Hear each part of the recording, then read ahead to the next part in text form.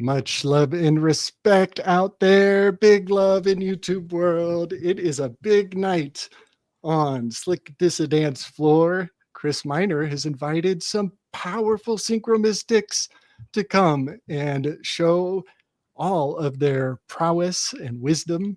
Mike Wann and Emily Moyer are with us tonight. I'm so excited. Thank you for joining us. How are you guys doing? Doing good, man. I know for sure this is the first time Michael and I have ever been interviewed together. We've interviewed other people together, but this is the first time we're going on someone's show as a unit of sorts. So thank you for having us, Michael. It's been a really long time. It's really nice to see you. Chris, my friend, thanks for inviting. Slick, thanks for hosting. Absolutely. Let's get weird. So well, first off is yes, thank you for setting this up. And it's going to be fun because Emily and I haven't spoken for a while. So this is going to be this is authentic, genuine, two people who care about each other who haven't spoken for a while. So we get to go through that, and there's that experience. But here's I'm just going to jump right into it. You brought this up, Gabe, prior to hit and record, and you were saying how there was an overlap from the last time I saw Emily, which was, I guess that was January. Was that when I was down in January, February last year, or was it when we had lunch? We had lunch in January or February, and then you were staying with us for a couple of days last October. So yeah, so the last October was right around this time last year. It was the Day of the Dead, Samhain, that time period, and this time period, the Day of the Dead and Samhain, for 2023 and 2024, really weird stuff had happened to me, and I made a lot of content of it. And then leading up to where we are right now, really beginning in this summer, everything which I made about my trip down to Austin in October of 2024 had come back to surface, leading to the whole Charlie Church or Charlie Kirk thing.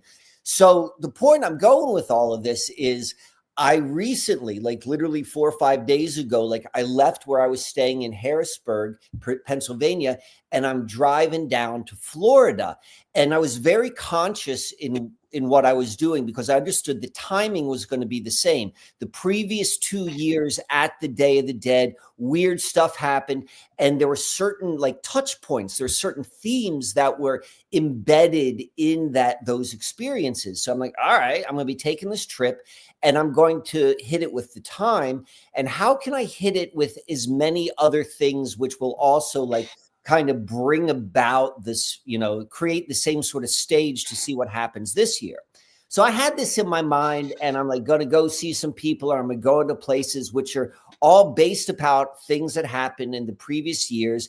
And Emily has been, obviously she had been kind of in my mind because I've been thinking about the whole thing of going to Austin and all of that. And then out of the blue, about 2 weeks ago, I get a message from Chris, and he's like, "Hey, I'm thinking about having you and Emily on the show." And I'm like, what could be more perfect? So I already knew, coming into it, that this was going to be something special. So yeah, that's where I'm coming from in this conversation tonight. I love that. And, we had just set you up and Emily to come on the show. I had not talked to my brother Chance whatsoever. I had no idea that you were on the Interverse on October 7th, I think was when you guys recorded. And Chance has been mixing and matching that new intro that he did. And so he sent me a sample of his new intro, and sight unseen, I watched the intro, and all of the information in his intro is in one of my Slick Dissident graphics that I had just put together. And I'm realizing and so the intro blew my mind. And so my response to him was no words. I just sent him the graphic. I did not know when I sent the graphic to Chance as a response to his video he had made, I did not know that you guys had recorded on October 7th because the graphic I sent him is about a meteor shower, that the peak of the meteor shower is October 7th. It's the Draco meteor shower, Mike. The Draco meteor shower comes out of the mouth of the Draco constellation every year. It's the tiniest meteor shower window on October 7th. And that was the day you guys had recorded. I didn't know that when I sent him the graphic. He then tells me that we recorded on October 7th, which is the whole center theme of the graphic I made. So yeah, the way that we're all so psychically intertwined is really potent. And then he didn't know when he's telling me this. We have these unbeknownst. We're like showing our cards, and all of a sudden we realize we have the same cards. You know, we're looking at the same cards.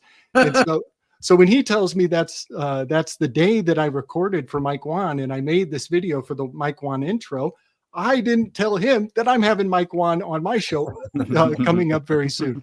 Yeah, so we're weaving, right? We're totally weaving, and we crisscross these paths through time and space in powerful ways. So yeah, I feel guided. Emily, I really want, I remember you telling me about Mike's trip, and I just want you guys, whatever you guys want to share about Mike's trip out there and what kind of things were going on in Austin. And then one thing that's important to me is I have a synchromystic method that I call the territories map. And it's a really fascinating little thing that I do with the zodiac and the constellations around the United States map. And I also can expand it onto the global map, and it fits like a hand in a glove in cool ways. But Emily is down in Texas, and Texas is the star card in my system. And the star card in the tarot deck that I use she's a dancer. And Emily is also likewise a dancer. And she's in Austin, Texas with the cowboys that have the big star on their helmet. So the consistency of my system is actually confirmed in a lot of the mascots and state logos and state seals and state slogans. I can kind of look at what the public sees with these logos and images, and I can go to my territories map and I can say, yeah, that makes sense. Texas star card, big time. And it's even a dancer on there. So yeah, Emily is kind of my living example of how powerful the star card is in Texas. And when I was on the show with her, you were in Texas with her. And that blows my mind. So that's the last I heard about your guys' adventure. I would love to hear more. All right. Well, I'm trying to think about the order that everything happened in. When you came here, Micheal, in October, had I yet gone to California for that Walter Bosley thing, or that happened after? I think that happened afterwards. Okay, so it must have been earlier in October, right? So one of the things that's always been like a constant between Micheal and I is this strange other character named Cameron Crime Fighter. Right? And just after Micheal visited me here, I went on this trip with my good buddy Jeff to California, and we went to Walter Bosley's conference. Now, Walter Bosley is not someone that I'm an avid follower or fan of or anything like that. He is someone who obviously over the years that I've heard him speak, he's been on shows. I interviewed him with Randy once. I don't think he liked me very much, right? But for some reason, when I saw him posting that he was having a confab, something inside of me said, I have to go. It was very strange. So I called Jeff up because he's always down for whatever ridiculous adventure that I propose. And off we went to do this. And as expected, there was not necessarily any content of particular interest. There are some interesting things said. It's not a critique. There's lots of people who are really into that, but it's just a different sort of, they're pulling on a different thread in the tapestry than the area of the rug that I like to pull on or whatever, right? But somehow we ended up going to a bunch of places that are for Jeff and I's personal obstacle course, were kind of significant. But I figured out as soon as we landed in California why I was there, right? And literally the moment Jeff picked me up from the airport and I got in the car, I got a message for the first time in quite some time from who at the time I thought, I was very sure was Cameron Crime Fighter, right? And it seemed to be like a hint along the lines of the hints to whatever mystery we're trying to solve here or something, right? And so Jeff and I spent, most of the trip trying to like solve the puzzle, right? And we had very interesting adventures. I don't know that we solved any puzzles there, but we had an interesting adventure trying to do it. And then shortly after I got back to Texas, lots of things changed, including like something began occurring that created a scenario where I had to move out of the place that I was living when Micheal came to visit. And during that period of time also, I one day like thought about the clue, and it made me think of something. And I went back and I checked I looked at a letter that Cameron had written to us, and there was a name he called himself. And when I looked up the name that he called himself, the alternate definition for that word was the exact text of the clue that somebody had sent me. Just something in my head was like, I don't know. It was weird. It was like, go see what right. Go see that word, right? Because it was a name that he called himself, that he said that his friends called him, right? It was Perodos. Okay. And there's two sort of different, there's interchangeable ways of spelling the word with interchangeable meanings, but it's all sort of this same interesting ball of stuff. And the exact definition of that is one of the definitions, is the description. So I was like, okay. And then I had to move because something was going on in the building that we were living in that quite literally Cameron Crime Fighter had warned of in one of his like little children's books, right? Wow. Literally, Wow. it was like the content basically of the book. So I ended up having to move. And during the period of time that I was moving, somebody else reached out to sort of provide some insight to that clue, because I had spoken about it like at a conspiracy cocktail or something. And this person claimed not to be Cameron Crime Fighter. So I don't know if he's the person who sent the original clue or if it was Cameron, but this person who sent separately some further information, right, about like how I would know that they know that I know, some weird kind of thing. And then in the course of moving, and I'm not going to say too much more than this, in the course of moving, I found Castalia, Micheal.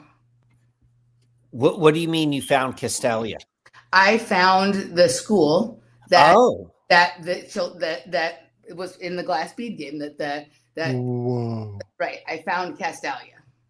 Whoa. And it was what did you find? I can't go into too many specifics about it, because going into too many specifics is what caused some of the problem in the other. She's gonna hide the school from us. It's an invisible college. It's an invisible college. But I am here to say that it exists, and it exists exactly in the location that Cameron told us that we would find it.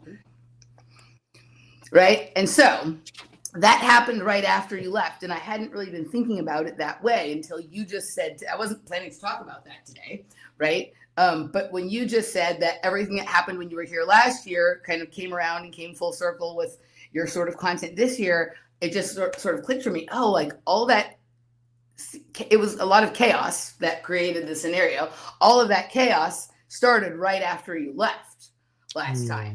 Wow. Right? And then I saw you briefly in January or February for lunch, right? And I still was trying to sort out what was going on, so I like didn't exactly say anything about it, because like literally like I didn't know if what was going on was like good, bad, if I'm safe, not safe. Remember, our first question is the universe a safe or a dangerous place, or whatever it was, right?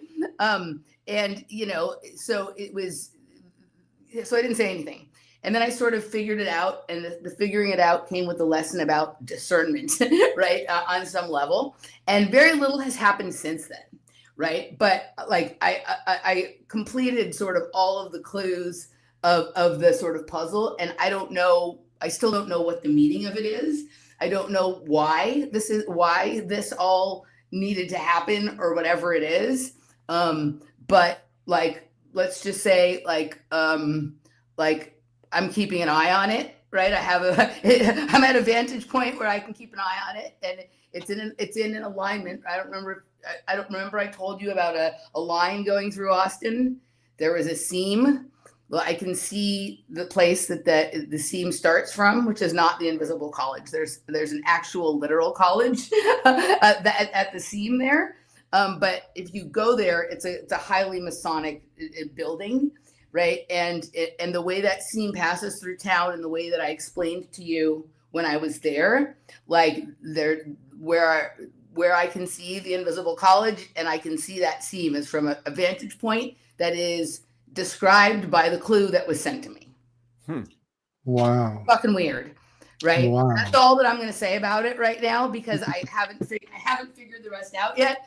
And so at some point when I figure the rest out, I will say more. But like you would, just the way that I stumbled on it was like, I almost missed it, right? Like it was just kind of like, I walked by it several times and then I realized what it was. And it was just this little, I could have passed by it for the entire time that I am here and not have like sort of looked at it with that squinted eye and be like, oh my God, there it is.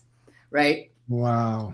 So I'm interested to hear sort of how this time period wrapped around from you. This year's been, a super challenge. Since last we spoke, it's been very, very challenging year for me. So it's probably been like the least magical or synchromistic year that I've had since I've known you. It's just been kind of a brutal uphill, mostly struggle. But I've had a few moments of like being able to sort of see through the veil in little ways that let me know that this is just all part of the process. So I'm hanging. Wow. So when I hear discernment, I love the fact that the word we use is very similar to the Greek word for justice. Is dikaiosune is their word. It's one of their virtues. But the word they use, dikaiosune, if you write the word discernment under it, we're still kind of speaking Greek sometimes. Sometimes I think we're still speaking Greek. But dikaiosune, justice, is sometimes also called righteousness. And I love that that is kind of, I call it right choiceness. Right. Right choiceness. And also when you learn these things or you see what you were missing all along, the scales of your judgment come to even. And it's like, oh, I was operating a little off balance and now I have this discernment. And then you have a level vision. That's pretty neat. That's one of my favorite words, discernment. It's a good word. Yeah. I mean, I think sometimes you don't because I'm, we all grow and change and whatever, but I'm the same person that I've always been. And so I'm the kind of person that sorts out what's going on for me by speaking about it. Like I need to be able to talk about it, share it, see what other people think or whatever it is to sort of move on to the next portion of it. And I think that sometimes, and I'm sure this is also true for you, Micheal, and Gabe and Chris, as you guys do this more frequently, sometimes you forget, right, that this is an open portal and there's a lot of people listening, right? And that, we're not just talking nonsense, even when we are, the things that we're saying and the things that we're doing are having an effect on the people that are listening or that are just putting ideas out there into the world that maybe sometimes are perceived differently than what we are intending them, right? That sometimes there's a very, for me, being able to be open and self-revelatory is part of my process. But sometimes I forget that I don't know who's listening to all of this or whatever it is. And so it's been sort of a little bit of, not that I can't share of myself in the same way that I did, but maybe I need to think on certain things a little bit longer before I share them, right? And maybe maybe some experiences that I have are just for me to have by myself and not necessarily for me to share with even some of my closest friends and journey mates, because maybe sometimes somebody, whatever information I share, that thing means something different to them. And then though through no intention, whatever they do with that information sort of brings an end to the game, or sort of, like sort of puts a spotlight on the situation that then doesn't allow it to be what it wants to be, right? Or what it needs to be for me, or whatever it is. And then also just how my words affect people, right? And not just like the show, right? People that listen, but like my friends, my family, people who aren't part of this, and whatever it is. Like, we're playing a very interesting game here, all of us, where there's this like revelation of information. There's like things that we're looking into and researching and understanding about the nature of reality that sort of surreptitiously, it was not necessarily the intent, also reveal things to us about people who are close to us. We weren't looking for information about them or whatever it is, but as we make a revelation about ourselves and the way the world works, it reveals something about them that maybe they weren't ready for, or weren't, and that can create challenges in sort of relationships around you. And so navigating that without sort of losing the nature of what makes me myself, and being able to discover reality by telling stories and weaving and whatever, has been an interesting endeavor this year. So so that's kind of what's been for me in this period of time since we've been together, Micheal, and I'm looking forward to hearing what's going on for you. Well, I'm a detail guy, and you did a really good job about dancing around all the details. And what you did was you did this great job of saying, like, I'm going to go and hint at all of this really interesting stuff, but I'm also going to tell you, I'm not going to tell you. So I mean, I do like to get teased. So I feel, but in the best way. So I'm glad to hear that the experience of last year, that if it was challenging or whatever you went through, it sounds like you're at a place right now that it makes sense, or that you're grounded with it. And my last year has been different than what the previous couple years have been. But I first want to go, and I want to just throw this one out there. This is just like, I'm gonna throw this one out there just because I might forget it, and I think it's gonna be fun. But I'm talking to my dad maybe like 2 weeks ago, and I went up and I visited a friend of mine who recently moved to the Poconos. He was in Portland, Oregon, and he moves to the Poconos. And interestingly, he had been following Susquehanna alchemy for a while, and then he moved to Pennsylvania. And at the time, I was living in the middle of nowhere, Pennsylvania, and he told me, "Oh, I'm moving to this random spot in Pennsylvania." It was like 15 minutes away from where I was. So he and I became friends in physical life, not just like the digital life. And so I went and I go visited him, and I call my father, or I call my parents, and I'm talking to my dad, and just telling them, like, I'm coming back from the Poconos. And my dad drops this one on me.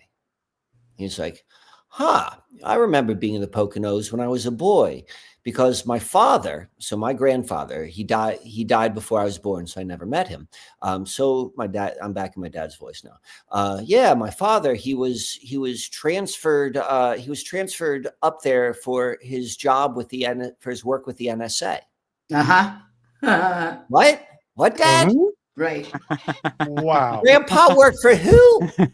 Grandpa worked for who? You're just telling me this now? And he's like, yeah. He's like, you work for the NSA. And I'm like, so I didn't know my grandfather. My father talked about him a little bit, but like, I don't have anything like really gripped in my memory of things which he said, particularly what he did for a living. I just remember it being like something of nothing of interest, at least in my mind. That was the connotation I had. So I'm like, well, Dad, what do you mean, Dad? What do you mean he was working for the NSA? What do you mean they transferred him to a facility there? He's like, yeah, he was working for the NSA. He was working down in Fort Meade in Maryland, because my father grew up outside of Baltimore, and that makes sense. And he said that he went up to this facility in the Poconos. I'm like, well, for what context? Like, what was he doing? He was like, he was just a maintenance man. I'm like, he was a maintenance man? Dad, have you ever heard of transferring a maintenance man from one facility to another facility? what sort of bullshit are you telling me? And he's like, he's getting a little bit, he's like, just calm down, son. Just calm down. Calm down, son.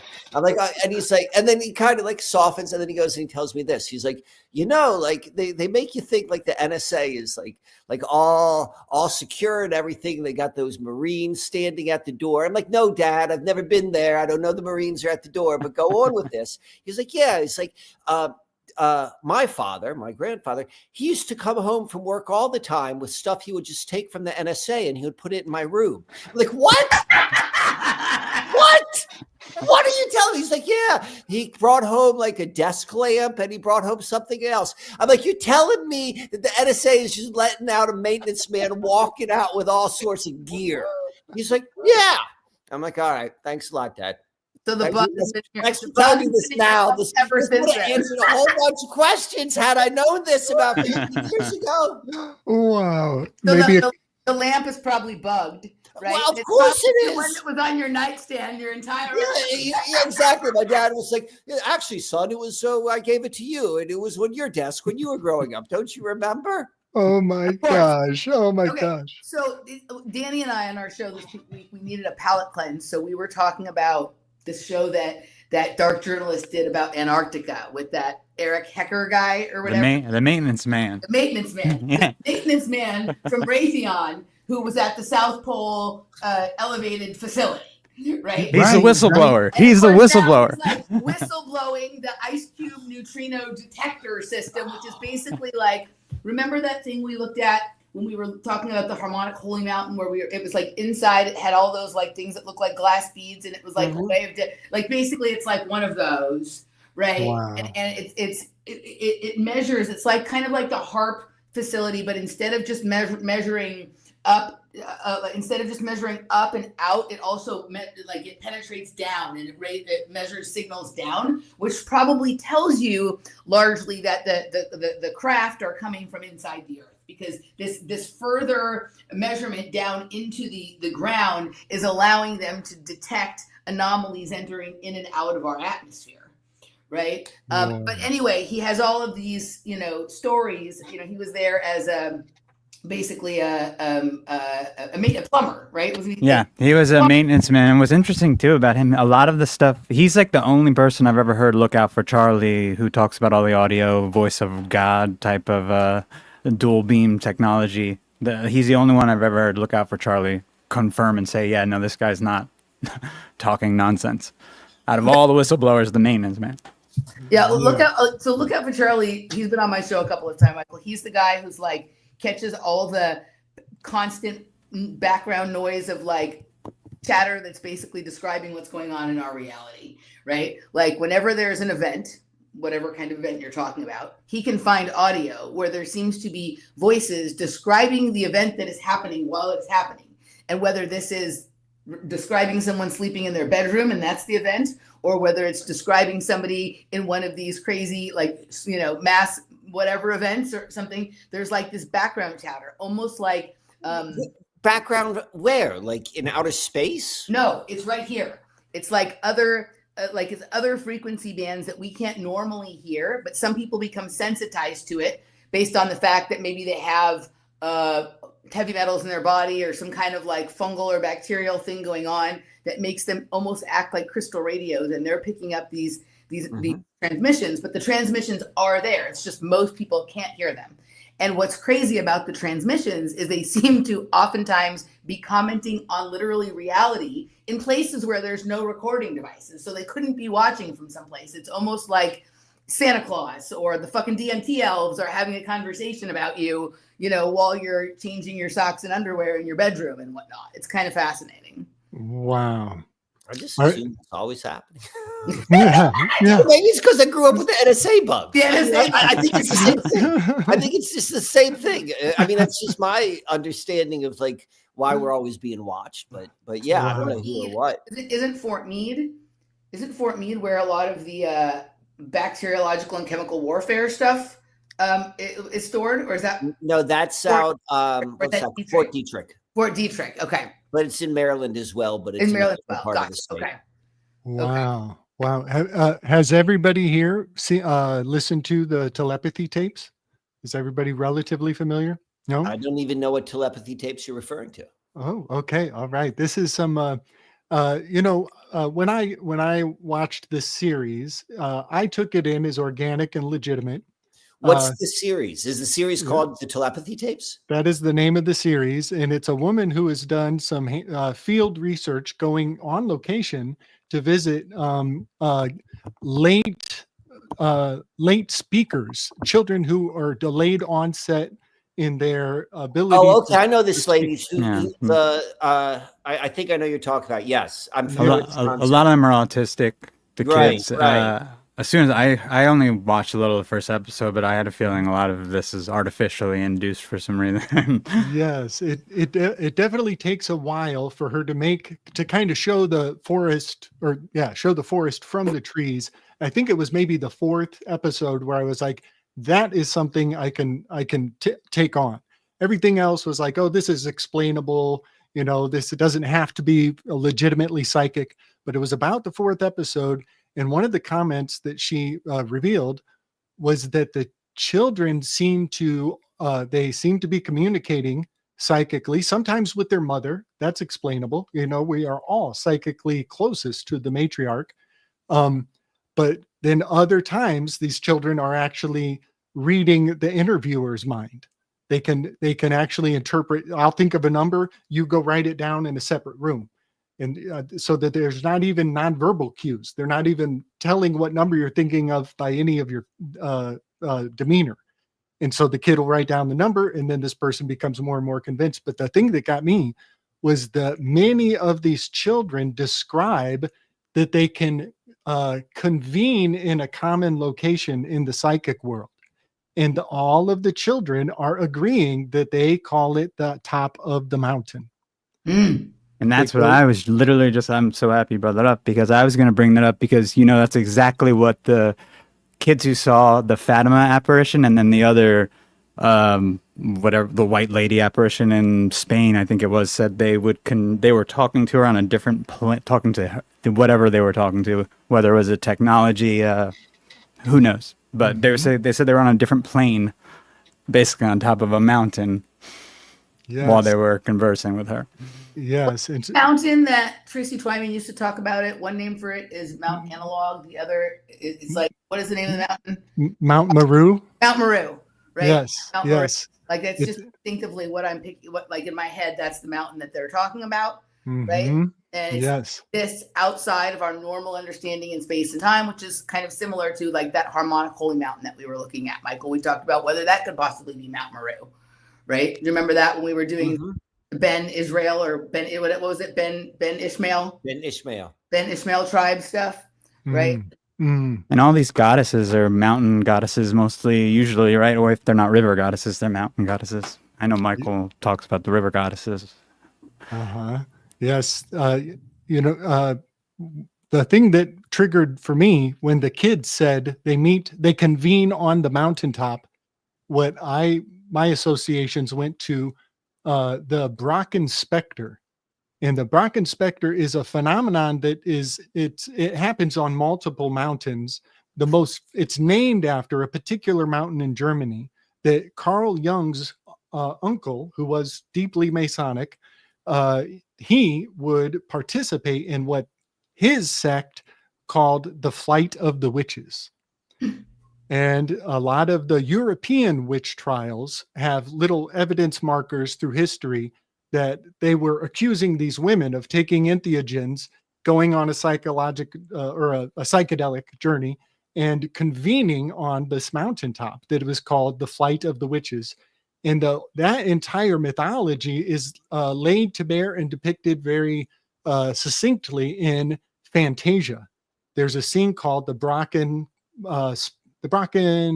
demon, and there's a shadowy spirit who comes up on the top of the mountain, and his shadow casts onto the villagers, and the villagers go crazy just because they know what the presence of the shadow is.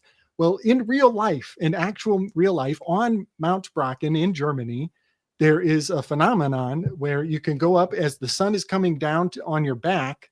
You stand on the mountain and your shadow becomes broadcast onto the people below, but it's not just any giant. It's not just that it's a giant shadow.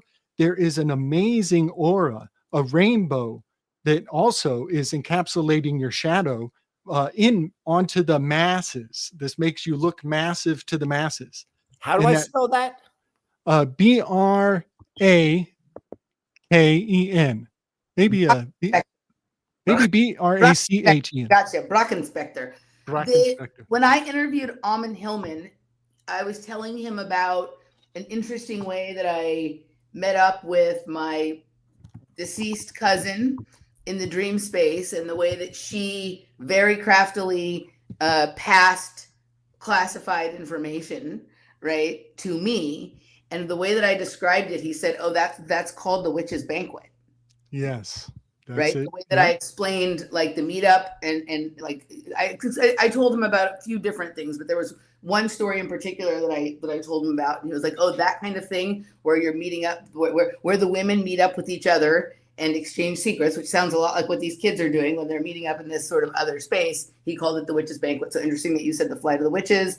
And of course, that's become a new addition to my repertoire, Michael. Is like, now when I can't find any other explanations for whatever phenomenon I'm experiencing, I go look at the Greek, which I did not ever do before I met Amon Hillman. And actually, since Gabe and I have talked about it quite a bit too, there's always and Chris and I like look at some of the Greek stuff sometimes with the elements. There's always a Greek explanation for whatever sort of phenomena I either am or think I'm experiencing at any moment. Yes. So one thing that is really fascinating to me, and this is a little bit adult, but the accusation of witches riding on broomsticks, it's actually, it's not just fanciful. The idea of the broomstick and the witch taking flight has to do with the fact that the broomstick is an applicator for certain entheogens. That's what he said. Same show. And you're men, I think men could probably do it too. They got to be flexible, but you can actually inject these entheogens from the lower portals because it circumvents the acid of your stomach. And so the way that you take things in through the top, it would never have the effect. But if you take it in transgressively through the lower portals, then it actually gets into your bloodstream in a whole different way.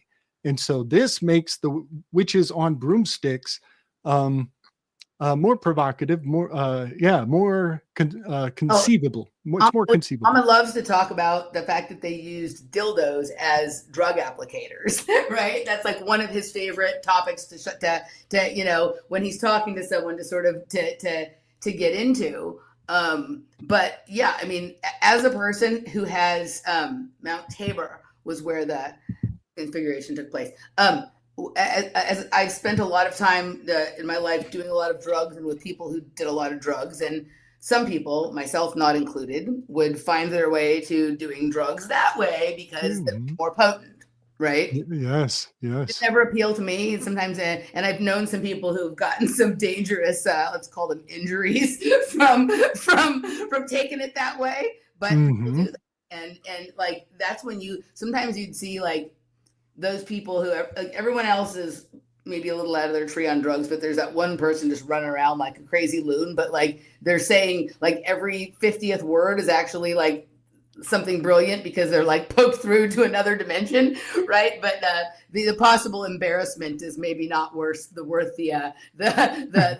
risk of going for that, right? So yes, Booty Yoga mentioned the injections, and I consider how the old-fashioned way was what we're describing, but maybe nowadays, and maybe what's going on with the kids, they don't need to inject anything. It might have been part of the regiment of the cowpoke, if you will, the circle dot, very the good. circle dot that they give the kids before they can even say yes or no. So maybe these kids are born with it, right? Maybe they're born with it. Maybe it's Maybelline. Well, think about this. Remember, so what Amon claims a lot of these most psychedelic drugs are combinations of snake venoms, like dyes from like oysters or snails or things like that, right? And some of those dyes are kind of like the Han purple or the Tyrian purple that we used to talk about, right? And so he calls it the burning purple. But that this combination of venoms were like not only psychedelic, but basically would bring people to the brink of death and then back, right? And you guys remember the narrative that there was snake venom. Remember the Watch the Water documentary, and this idea that there was either snake venom as part of the potential bioweapon, or certainly as possibly part of the countermeasure, right? So maybe everybody was just being sort of inducted into the mystery cult over the course of 2020 and 2021 or 2022, right? That this is a way of sort of revitalizing the mysteries and sort of, it's a strange way to do it, but to your point or to your cowpoke, not that strange, right? Yeah. So Dr. Artis, right, was the fellow. Thank you. Artis. Yeah. Thank you. So he's blowing the horn on these snake venoms. Something, I have a perpetual anagram vision. Some people do Sudokus. I do anagrams all day long. Yep. And Dr. Artis, his name signifies red. DR is red. Artis is anagram for the hydrus. It has an S. This is the male water snake. Let me see if I can get it. It is not Hydra. Hydra is a female water snake. She's gigantic and obvious. She's she's almost 4 months long. She goes from Cancer almost all the way down to Scorpio. She's super long. This is a male water snake. It's her counterpart, but look how far south it is. It's so far south that we don't see it from up here. It's under the mountain. Is it the ice cube neutrino detector at the South Pole? It is. Yes, very much. And then the watch the waters is actually cosmologically flawless because this is the Eridanus River. It weans and it winds. Mike, I think about you a lot with this river because it has oxbows, and we know about capturing ionic powers with rivers that go back and forth on themselves. But I also think of Emily because she's a dancer, and the word Eridanus is an anagram for dancer. And so the winding, winding of the dancer is symbolically oftentimes packaged in various ways. But this water is running off at the mouth of the hydrus. But here's the thing. I said his name is Red, right? Dr. RD, not DR, RD. This snake in many star maps has a red head. Its entire head is bloody. And so when I see Dr. Artis saying, watch out for the waters, I'm looking up at my, this is my large language model. And I'm looking at this location right here is a very powerful location, a lot of myths and stories. So interesting that you anagrammed him because Nish and I did a show about sort of a collection of things, but all revolving around the topics, basically what she just said, that we anagrammed the title of the show as Brain Raids. Like Brian Artis, Brain Raids, right? Wow. But we were talking about that documentary came out at this period of time where I witnessed something very strange along the river. I think I told you this, Michael, as well. That I was like, there was like this, there's this box that seems to have like hydraulic equipment or some kind of technology right on the side of the river. And one day I decided to go over and take a closer look at it. And I get over to it, and there's a man hiding behind it. And he's dressed in like an all black sort of bodysuit and looks like he's about to like jump in the water. And when he saw me, that I saw him, like he was not happy that I saw him. Right. Like, I have all kinds of tales about the river. I won't go into them right now, but it looked like he was about ready to make a jump. If you know what I mean. Right. Whoa. So the next day we're running with Laura, and I wanted to show her. I go over and I show her, this is where I saw this guy that I told you about right here. And right in the space where he was, there were two snakes fucking intertwined their way in the water. Right in that spot where that guy had been squatting. And then back to our buddy Ahmed Hillman with all of this. The last time he was on Danny Jones, they're talking about anytime you see two snakes fucking, right, a portal opens. And every time you go through a portal, you'll love this, Michael, you switch genders.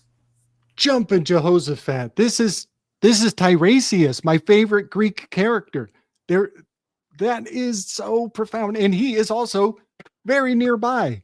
He's actually right nearby. So, if that's the snake, this is brackish water, by the way, right? This is where the river water meets the salt water. So that's important. I've seen that come up before. This character here is called, let me see if I can get him big. He is called Indus, and he is depicted as some sort of native, whether it's the dot or the feather, it's always some sort of native feather or figure. He's a native figure. But I believe very powerfully that he represents Tiresias, who in mythology saw two snakes fucking, and the first time he smashes them, and he gets cursed with being changed into a woman. He lives as a woman for 7 years, and he's a very busy woman. He has children while he's a woman, and then he comes across the two snakes, and he changes his ways this time, and instead he separates them with a stick without killing them. And for that, he actually is brought back to his manliness. And he becomes a witness for the experience of what it is to be a man and a woman. Later on, Zeus and Hera are arguing over who enjoys sex more, the man or the woman. And they're really going at each other about it. And what's funny, it's kind of like, I've seen this in Woody Harrelson's, one of his films.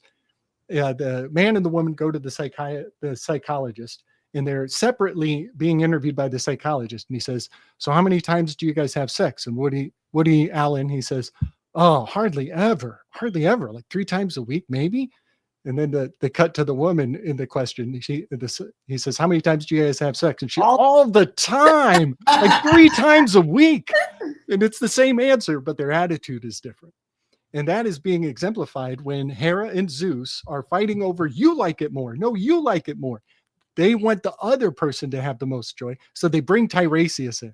But and they say, this same situation that you're describing, Michael, it's in that book of Amon Hillman's that you like about gynomorphs. Oh, yeah. Gynomorphs, the best book. I'm like a huge fan. That's true. That story you're telling is like basically in that book, right? Yes, Yeah. yes. And his answer is actually, I think it's important that the numbers that he answers with are kind of fascinating to me. Tiresias says, if sex is 10 parts pleasure, women enjoy 9 parts and men only enjoy 1 part.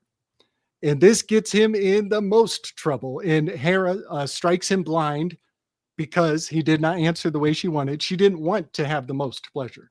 She wanted to believe that men do. So he gets struck blind, and Zeus is like, come on, buddy. Let me help you out. And Zeus gives him eternal life. And so this is supposed to be a consolation prize, but it kind of pans out to, now you're blind forever. Now you're blind even into the afterlife. So that's the journey of Tiresias, and he's one of my favorite characters. How you doing, Mike? I'm enjoying the show. All right, so back to the NSA. Back to your dad being raised by Well, that was all there was. It was just like a little, like nothing changed other than like, I'm like, it was a new context. It was a new context. Do you still have the lamp? I've never seen the lamp. Okay. I don't know anything about that. It was so Grandpa was working for the NSA, and yes. Mom was secretary for the MK Ultra doctor at Edgewood Arsenal. These are the stories they're telling me. Right. These are the stories they're telling me. Yes. Yeah. So yeah, everything's status quo. That sounds everything's status quo. It all makes sense. So let me go back to where we were talking about Emily. So I was down this was the October visit, which I went to see you in Austin, and you brought me to the Doug Som Hill, and you wanted to bring me there because of its visual similarity to a place I talk about a lot, the intersection of the 40th parallel and the Susquehanna River. And there's a whole bunch of stuff there, but there's a nature preserve. It's called High Point Scenic Vista, and you were absolutely right. Like when I saw it, it was stunningly similar, and all of the implications that come across with there being like a reflection. So like that was like a really big deal when we were up there. And when we were physically up there, I received a text from a friend of mine, or someone who I follows the work of Susquehanna Alchemy and so forth. He's become a friend. And while we were on the hilltop, and she wrote to me saying, like, one of her nephews, his friend, right, he was killed. And it turns out to be this guy who was instrumental in the infrastructure of Burning Man. And the guy, and so that introduced me to, like, I knew what Burning Man was, but like I've never really like gone as deep as I went into it. So that opened up something because of the timing of it and the way this guy was killed. It sounded just like the line from the Johnny Cash song of shooting a man in Reno just to see him die because he was shot in the face in Reno, like in a really like senseless, unneeded murder. It wasn't like he was being robbed or there was like a revenge. It was like, it was senseless. So that opened up a big thing for me to walk through in terms of like investigative storytelling and all this sort of stuff, which is, which I kind of do. And then fast forward on to the current year. So I'm more interested. I think I made like 2 or 3 videos about it. Like it was really rich and deep in terms of how, like what everything, all of the information supporting there being like some sort of form beneath it. So this year at Burning Man, like the big story for people who paid attention to it was like the first homicide ever in Burning Man history. Yeah. And so like after talking about the homicide of the guy, like, so I springboarded off of that and like a whole bunch of things. Then it turned into Charlie Kirk and there's a lot there, but that's not where I want to go right now. Like this is actually more in line with the fucking weird ass NSA shit. So as I decide, hey Sarah, as I decide to go and like formulate this trip down to St. Petersburg, my friend who I was talking about, who texted me, she lives outside of Charleston, South Carolina. Before this, I went to, if you remember, Austin and Bree, like who live in Charlotte, like that was part of it. So I'm going to all of these places which touch into it, which touch into the narrative or the experience I've already had. And I reach out to Marty and I'm like, hey, Marty, I'm coming through Charleston. I'd love to see you, blah, blah, blah. And she's like, great. If you want, there's space for you. You can stay with me. And I'm like, okay, that sounds great. So a day or two later, she sends me a message and she's like, I've got a good friend who lives in this small little beach town just south of Charleston, and he's got a beach house, and he's not there. It's vacant. And if you want, you can stay there. I checked with him, and it's fine for you to go and stay. That's where I'm staying right now. This No way behind me. So I go, and I'm like, when I first hear about this, I've got a little bit of resistance for a variety of reasons, like for whatever baggage I'm carrying about, like, staying in a stranger's house. But then also, like, I don't know who this guy is. And like, I also recognize that I might not be everyone's cup of tea, and I like to be at home when I'm at home. So anyway, turns out he's not there. And as I voice some of these concerns, she's like, well, let me go and send you this guy's bio. And so she goes and sends me this guy's bio. So this guy is the former managing director of one of JP Morgan's private banking, I think it is the managing director of all of JP Morgan private banking. And he was like Rockefeller, like David Rockefeller's personal banker. And I'm like, how the fuck? Wow. Dude, I mean, how? I have this place by myself. I've been here for like 4 days now. I'm the only person who's been here. I'm 2 blocks from the beach. And it's like, granddad, Thanks for that. Somehow this all has to be Remember connected. Weirdo's house you ended up at in the Dominican Republic. Oh, well, that's the thing. Right. It's like, it's always like, and right after that, so this guy, so you're absolutely right. While in the Dominican Republic, like totally like in the most like non-touristy, borderline impoverished part of Dominican Republic, kind of like not knowing where to stay because all these Airbnb sort of places where we're going to stay like fell through. We find this very, very affordable Airbnb on a organic coffee farm on top of a mountain, like absolutely perfect. It comes out of nowhere, and you go and you see the bio of the guy who's renting it, and it just said that he was in foreign services? Foreign intelligence services. No, it was intelligence. What's the word which they say when they're spies, but they don't want to say spy? Foreign. I know what it is. It's the Foreign aid. clandestine services. Is that? No, it's foreign something. It'll come to me. But anyway, so that he says that. So I quickly go and do some like 30 seconds worth of cross-referencing between this guy's name and like just like UN or foreign it's not diplomacy, but whatever. And he was the former chief or desk chief of Haiti for USAID. Right. Yeah. Like USAID, the chemtrail company, right? The CIA company where they ran everything out of Haiti. And I'm like, how the hell am I staying here? And I asked him about it. I wrote a message. I wrote this long message. I'm like, well, I'm kind of like a conspiracy guy and I like to have fun. And like, I'm here and I see this. And like, isn't this strange that I find this and there's like in the middle of nowhere and there's like Haitians all over here. How the Haitians get here? We're 400 miles from the Haitian border, all this sort of stuff.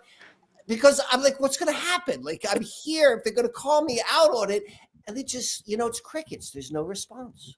Wow. Wow. That's powerful. It makes me think of Ross Ben's work on Haiti and the reset with the yellow fever. And when the yellow fever was hitting in America, all of the rich people of Haiti and the Dominican Republic, they were like, we got to get off the island.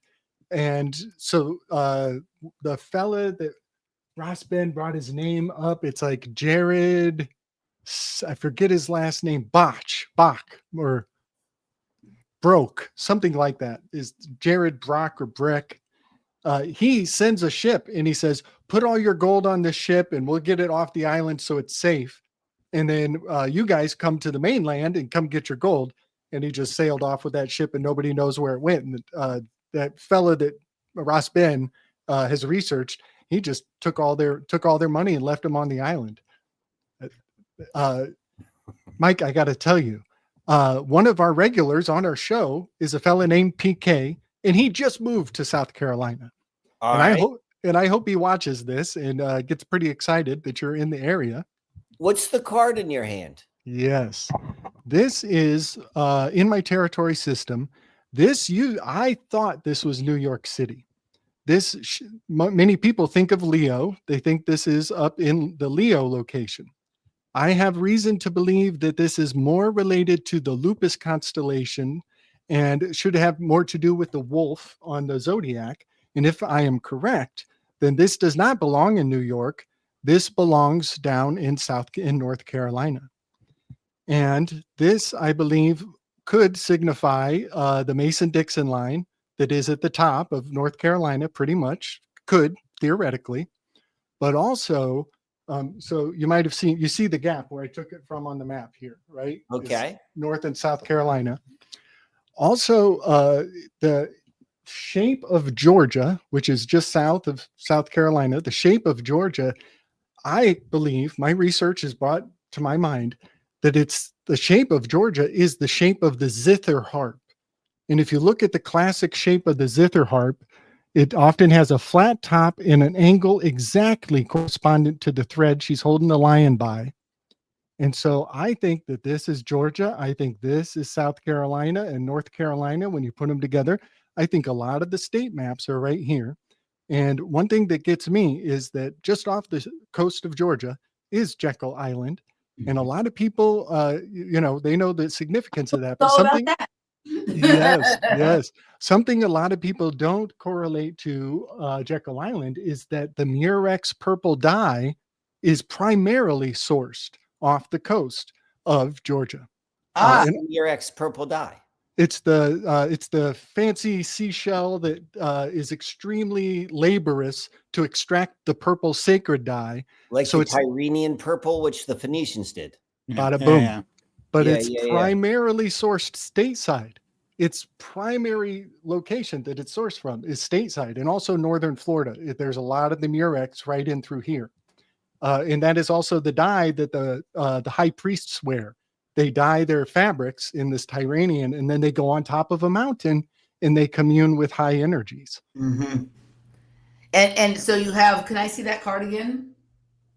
So it looks like you have like, I mean, definitely there's some goddess stuff and some, what do they call it when it's like let's see, I see the goddess laying backwards and then it's on some sort of like horse with a face. Is that what this is?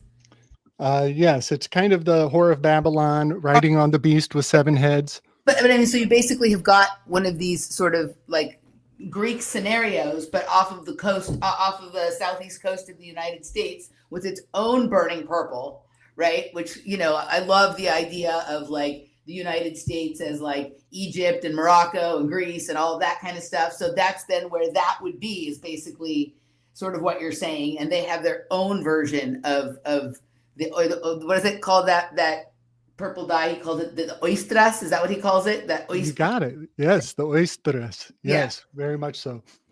This is also considered the lust card.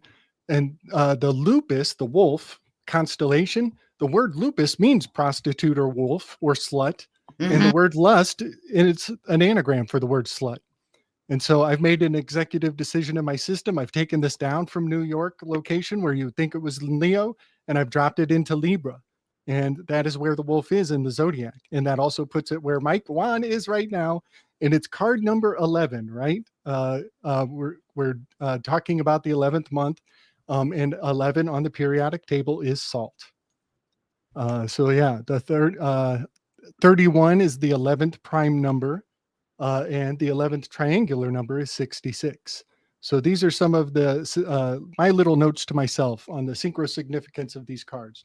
Michael, I go out and see if you can find yourself some purple dye and howl at the moon and see if you can get high and see if you can you know, what do they call it? The ionic getting outside of the time stream and live the ionic life, right? That's what that's when you sort of, you know, pop out of, you know, our 3D linear everyday kind of thing. I think gonna- I've already ticked off all those boxes. But You're have gonna- you done it with the burning purple? And you're going to need, you're going to need, purple dripping down. you need a tiny broomstick. Don't use the full-size broomstick the first time.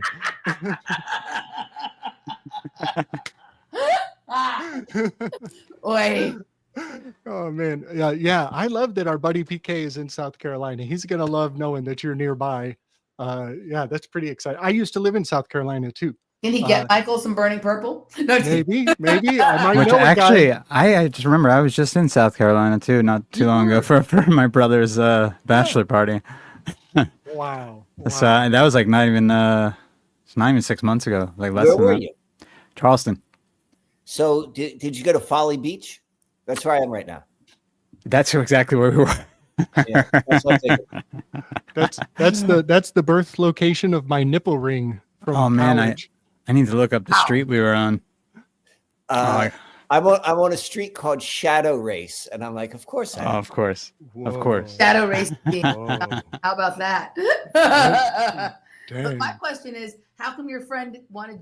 See, she went to all this length to get you a different place to stay so that you wouldn't stay with her. What's that about? No, I was kidding. It's Southern hospitality. Like find you a banker's house to occupy.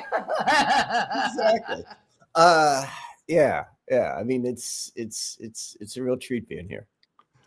So I'm gonna prepare some of the slides that I'm so excited to share with you guys. It might take me a minute though, so just let me poke around and work my technical chops as best I can. Just give me a moment and I'll do a screen share in a second.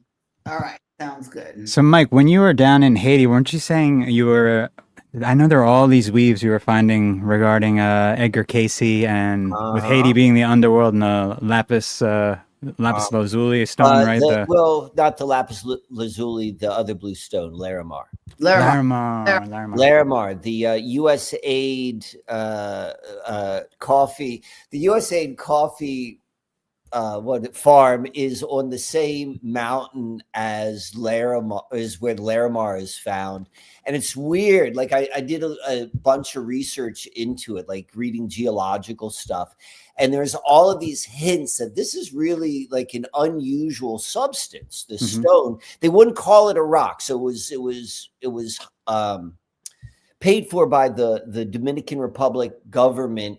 And the geologist says, well, we can't technically call this a rock because this substance is formed unlike how rocks are formed. So we're going to call it something else. And the other thing they said was there was just one line and said that there was a magnetic anomaly there. Like nothing more than that, just that there's a magnetic anomaly. And I'm like, what the hell is a magnetic anomaly? I don't know. And yes, I did. I saw someone made a comment about Haiti and Hades, and like, yes, like when you begin to like lean into that and you see there's an Edgar Casey connection, and Edgar Casey will connect in the United States back to the mouth of the what I call the Susquehanna Bay, but the Chesapeake Bay. It's the same thing. Yeah, there's a continuity. Yeah. And it's not too hard to follow that line if you just pay a little bit of attention. Yeah. And I found it interesting because I lived in Virginia Beach, which is close to that opening that you're talking about, right by the Edgar. Yeah. Right there. Yeah. Like the ARE is right next to Fort no, what's it called? First Landing Park. Yeah. And there's some sort of military base there. But also, I didn't know if you knew this, that the main jewelry company that seems to sell this stone down there is called Mar-a-Lago. Serious? Yeah. I did not know when I saw your video, I remember looking it up and I just wanted to double check. Too funny. And it's spelled Mara though, like M-A-R-A-H Lago. And I'm like, what? What that stone looks like to me, like Laura has a couple of things of that stone. She really likes it, right? It looks like, I don't know how to, like a fossilized piece of the ocean, right? Because you can see the way that like the waves reflect, like when the sun is on the water and it reflects, it seems like it's been captured in some stone. It's like the stone took a picture of the ocean and formed itself around. Like, you ever seen the Beta Austin things where she with the water, where she like takes a picture and then the ice will freeze like that? It's almost like the stone formed in the reflection of the water or something like that. It's such a strange stone. So interesting. Yeah. So I'm gonna share a link in the chat. This is a new format for me. I was telling you guys before we came on how I usually just go into my Telegram to share images, and I'm trying this new Kung Fu out. So I put a link in the chat that is to my slickdissident.com. And if anybody in the chat wants to come along and look more closely at some of the details of these images, because like I said, all the images are 1,000 words times 10. I'm never going to get to all the 10,000 words. So these are fun ways to just inspire the creative juice of the watchers. And something I was thinking about, Emily, earlier when you were saying it's kind of difficult to see how the things we do when we go on the air, it's hard, they're kind of out of our hands. You know, the Greeks, they make a really good point that written works are like orphaned children, because they go running away from their creator and there's nobody to answer for the written work. And so a person can pick up what you wrote and they can totally misinterpret it. They can abuse or not honor what you intended by that work. And so oftentimes, so many of, what we put out in the world, people love to kind of go back and twist and, file through your every sentence and point out that you didn't say the one thing right. So in a fascinating way, when we do these works, we are vulnerable. We try to be as responsible as we can, but people want to, twist our little orphans. And yeah. So that is kind of like with some of these graphics. I like to generate a lot of creativity in other people, but the intention is all for the sake of being creatively enlightened and artistically provocative. So if anybody's feelings are hurt, sorry about you. So here we go with the share screen. And this is totally new for me. I'm so excited to bring people on to slickdissident.com. Ooh. Is that coming through? Can you guys see where I'm at so far? Yep. Maybe you should blow it up to make it bigger. I don't even know if we should be on screen, depending on how big you can make it though on your screen, unless you could zoom in. Let's see. Let me get. So if anybody goes to slickdissident.com, you'll notice this is the tab to click on, this blue highlighted Slick Dissident Slides tab. You click on that, and here we go. Here we go. Let me see if I can make it bigger. Yeah, let's make it nice and big. How's that looking, Chris? Good, better, definitely better. Okay. So this is the cover for tonight's show. Did you guys pick up what I was laying down when I made this? Does this look familiar, Mike? I recognize certain things. Yeah. Yeah. I imagine that Emily's the pill and the DNA, and then I recognize the MKW. I see you. Where's Chris on the show? Is he in that? Is that I'm in that archway back there. Are you the shadow creature? Apparently. Yeah. Well, if your feelings are hurt, you heard what Dave said. Like, that's on you. Yeah, I mean that's my own fault, anyways. 'Cause it's a picture I took and made. So Nice. Yeah, that image. I was thinking about it. I was like, I could put him on top of the archway, but I kind of like the Coming through the portal. I like through it. the portal. Yeah, I like the portal aspect of it. Yeah. And what street did you say, Michael? You're on like Shadow Shadow something? race. That's it. Shadow race. Shadow race. And I didn't know if it was like a race of shadow people or if it was like the shadows like racing, like they're competing in some sort of like event. I think it could be a both and. It could be both. Then thank you. It depends upon what side of the portal of the fucking snakes I'm on. Hold on. Now this one I like a lot. I like this cat, the cat shield and the Egyptians. I don't know. Are these Egyptians versus the Romans? Well, they're very white Egyptians, first of all. But yes, this is Egyptians versus Romans in a certain battle. Forget the particular name of the battle, but the strategy that was employed in this battle was such that the Romans had realized that the sacred symbol of the Egyptians was the cat. And so this is the quintessential expression of psychological warfare. They went and they embalmed cats onto their shields to disarm the Egyptians because the Egyptians are unable to transgress against their sacred animal. So they used their sacred symbol against them. And I think this encapsulates a great amount of the human psychological vulnerabilities. You could think of it as like, remember when a lot of the progressive side of the spectrum, they were really excited about Tesla trucks before Tesla pissed them off. and then next thing you know, every time they see a Tesla, they are freaking out. They're kind of losing their judgment. Their judgment is being thrown into a psychological twist. So these are images from that. And I think it's fascinating how symbols kind of become a super ego. And, Carl Jung says that we don't own ideas, ideas own us.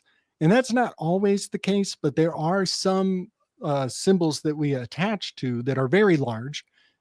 For example, I think a lot of people's car and the brand that they associate with is correspondent to a superego. So if I'm talking to a dude and I'm like, I hate Teslas, but he owns a Tesla, but I don't know that, I'm stepping on his superego. You know what I mean? Mm-hmm. Mm-hmm. It's also interesting that he brought up cats right after the shadow person, because apparently the superstition is, or the belief is, that cats can see the dead and see shadow people. Oh, wow. That is interesting. Oh, wow. Yes, I love the fact that I made these graphics before we had the conversation. So a lot of things are like, yeah, kind of going to sync up in fun ways. So this is a classic mural of that battle with a lot of missing pieces. Hey, will you go back to Yeah. that? I want to look at that just for a moment. Yes, sir. So this is the actual mural from the Yes, from the London battle. Museum or whatever. I think so. Yeah, I think so. And this is Where are the them. cats? Well, I think these guys are actually wearing cat Cat helmet, hats. cat hats. They Oh, put that's cats wild. on their heads even. Freaking well Yep. played. That's Yep. like that's kind of like how they have the Air Force guys who were wearing like gorilla masks back in the day to mess with the heads of the other enemy pilots when they were fighting against them. I didn't know that was a thing. Yes. So there's also and I've probably told one of you guys before, like I had this very interesting interaction with these cat people in an alley in Los Angeles once. And another person who makes podcasts and stuff, Raw Castaldo, has also had an interaction with these people. And it's kind of interesting. Like from when you look at them straight on, they look like normal people. But when you look at them out of the corner of your eye, they have like a cat, like they're able to shapeshift or sort of transform themselves, whether you're looking at them peripherally or head on. And I imagine something like that in battle would be quite effective, especially if you are battling with people who have a reverence for cats, right? Mhm. That would be an interesting warfare tool. Yep. I just want to mention the peripheral vision. The peripheral, I like it. The yeah. So this is the art card. Mike, I have a certain bias to the Thoth deck because I see it very powerfully built into a lot of Hollywood films. And I actually call the Thoth deck the dressing room. It's the costume department of Hollywood. Because CIA came out in 47, Crowley dies in 47. So the costume department of Hollywood is most perceivable to me when I consider the Thoth deck that Lady Frida. Can you zoom out a little bit? Yeah, when yeah. you show? Go. Yep, thank you. I appreciate that. Oh, I think I can. Maybe not. Command is that minus. card on the right? Well, I'm sorry.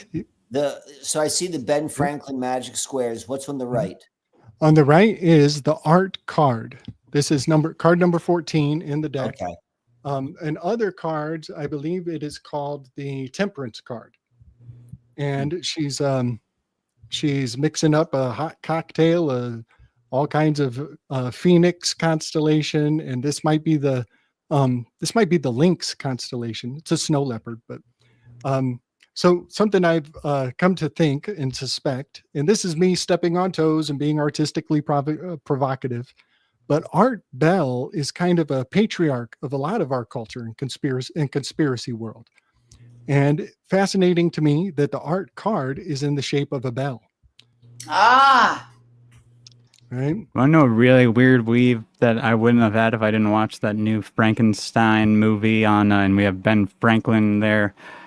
For some reason, Guillermo del Toro made the new Frankenstein. The monster looks like a cat, and so you have the Day of the Dead. You have this monster being brought to life by lightning. You have Ben Franklin right here, and then you have this monster who looks like a cat in his features, and he growls like he makes animal sounds when he's killing people. Great point. And the art card is a Sagittarian. So as we roll out of Scorpio and go into Sagittarian, we're bridging over the Day of the Dead, Deus los Muertos. She's got masks on, right? She's got the two masks. I kind of think of Halloween as covertly worshiping Hollywood. Halloween, Hollywood, wearing masks. But Ben Franklin, he's on the $100 bill. And I think that the $100 bill is encoding, it's actually the blueprint for a certain form of divination that is called, I'm just going to read it's called catotromancy. Hold on, give me a second. Catoptromancy. Catoptromancy is mirror divination, sometimes called Oh my gosh, enoptromancy. And folks can look that up. But the system that it uses has a dividing wall that you're looking through the gap in the dividing wall, and there's light refracting off of a pool of water. And a ghost image can be perceived through your line of sight as the light is refracting off of a sacred mirror or maybe an inkstand. Maybe if you use certain wines, you get a different effect. Maybe if you use blood, you get a whole nother effect. And this graphic is so wild. Chris, do you remember this? Mm-hmm. Mm-hmm. Did that bring it? You guys, I can't see you. So if you want to say anything, just blurt out, because I can't see if you guys are, if you want to mention I anything. knew that about Charlie Kirk and George Floyd, but that's fascinating about Greta Thunberg and Kyle Rittenhouse. Yeah, right. I know that was a thing too. Very much so. And when you combine, so this is January is going to be in Capricorn. You get the High Priestess. Up here in October is going to be a Wheel of Fortune as we're going through the fall equinox. And when you combined the essence of the High Priestess and the Wheel of Fortune, I consider the Wheel of Fortune many things, not even remotely am I saying this is the final end all be all. By no means is that what I'm at. But Deus Ex Machina, it's card number 10. And the God machine that descends from the rafters on a crane or on strings I think, has been come to be worshipped in our anticipatory psychology. And so we're not satisfied. We don't get catharsis if there's not an element in the story of something very illogical happening that descends from above and brings resolution to the scene. And so when you combine the Priestess card and the Deus Ex Machina machine card of October, you actually end up with this crazy AI robot lady. Did you guys hear about her? No. Okay, Albania's new AI minister, Daila, yeah. She addressed Parliament for the first time. I am not here to replace human beings. She's been appointed by the Prime Minister, Edi Rama, who said she would be entrusted with all decisions on public tenders, making them 100% corruption free. Right there. Look at that. Making them. So they are referring to her in the plural, very much like Legion, right? I didn't notice this was her name before, because it's one letter different from the end of my last name, which is kind of weird now because I've been looking into my last name with Maggie, my girlfriend. Oh. My last name Ciardiello, Diello at the end. Goodness and then gracious. We have Diella here. That's really odd. Wow, my man. Wow, that is so far out. The number 100 is once was considered a hecatone, but it definitely relates to the X, the hex of the X of a hecatone. Last time I was with you, Gabe, we were talking about the Kennedys, right? Because we were talking about the Greek pantheon, like the whole, right? We got into something about the Kennedys. And I can't remember if it was when I was with you or in a show recently that I did with Sophia where we were talking about something like that. I became aware that like John F. Kennedy was like kind of obsessed with Albania, that he had some strange ceremony at the White House honoring some freeing of the Albanian people. It was like some strange ceremony that like most people who understand all the lore around John F. Kennedy do not know anything about, but it was like this sort of strange connection and obsession with Albania, and it just made me think about that. It makes me think of all shall bend the knee. Albania.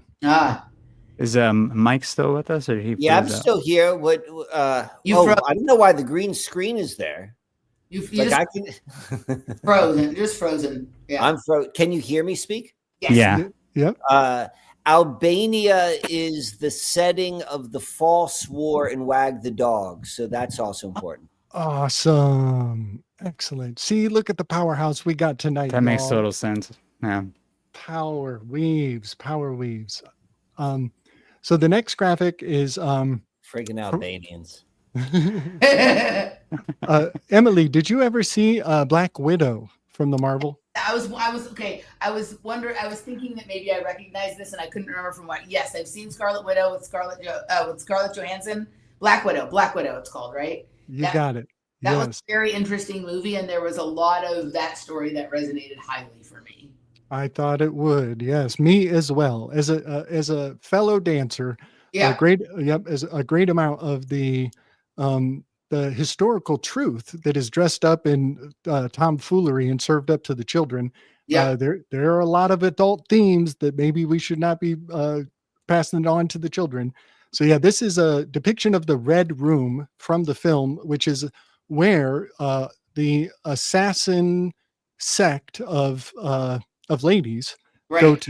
to train, and they dehumanize themselves. They militarize these ladies, so they're not just dancing; they're learning how to kill. They're controlled by pheromones, right? And I was Yeah. just talking the show Not we all. today. We were talking about the pheromonic aspect of both mind control and of like the evidence of having traveled, right, or having sort of punctured through from another place or whatever it is, right? So Yes. the way that the pheromone thing was going to operating in this movie was really interesting.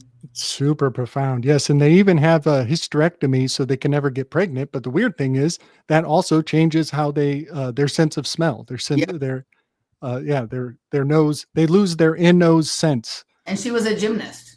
Yes. Yes. And David Harbour was in that movie, and you can really overlap some parts of that story with Stranger Things, that David Harbour is also in, right? Mm, Like they're connected. It's an interesting movie. I've forgotten about it. excellent point. Are you still with us, Mike?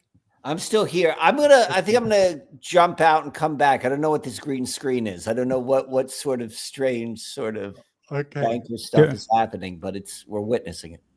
Go I'll be ahead, back brother. in a sec. Yep. I'll let you back in. At the Rockefeller Banker's house. Yes, exactly. That's why. Gabe, if you want to zoom out a little, command negative, try that. Command minus sign at the same time. With yeah, there you go. That's So- too much. That might be too much, but yeah, I know you got the new Mac now. Yeah, buddy. Yeah, man.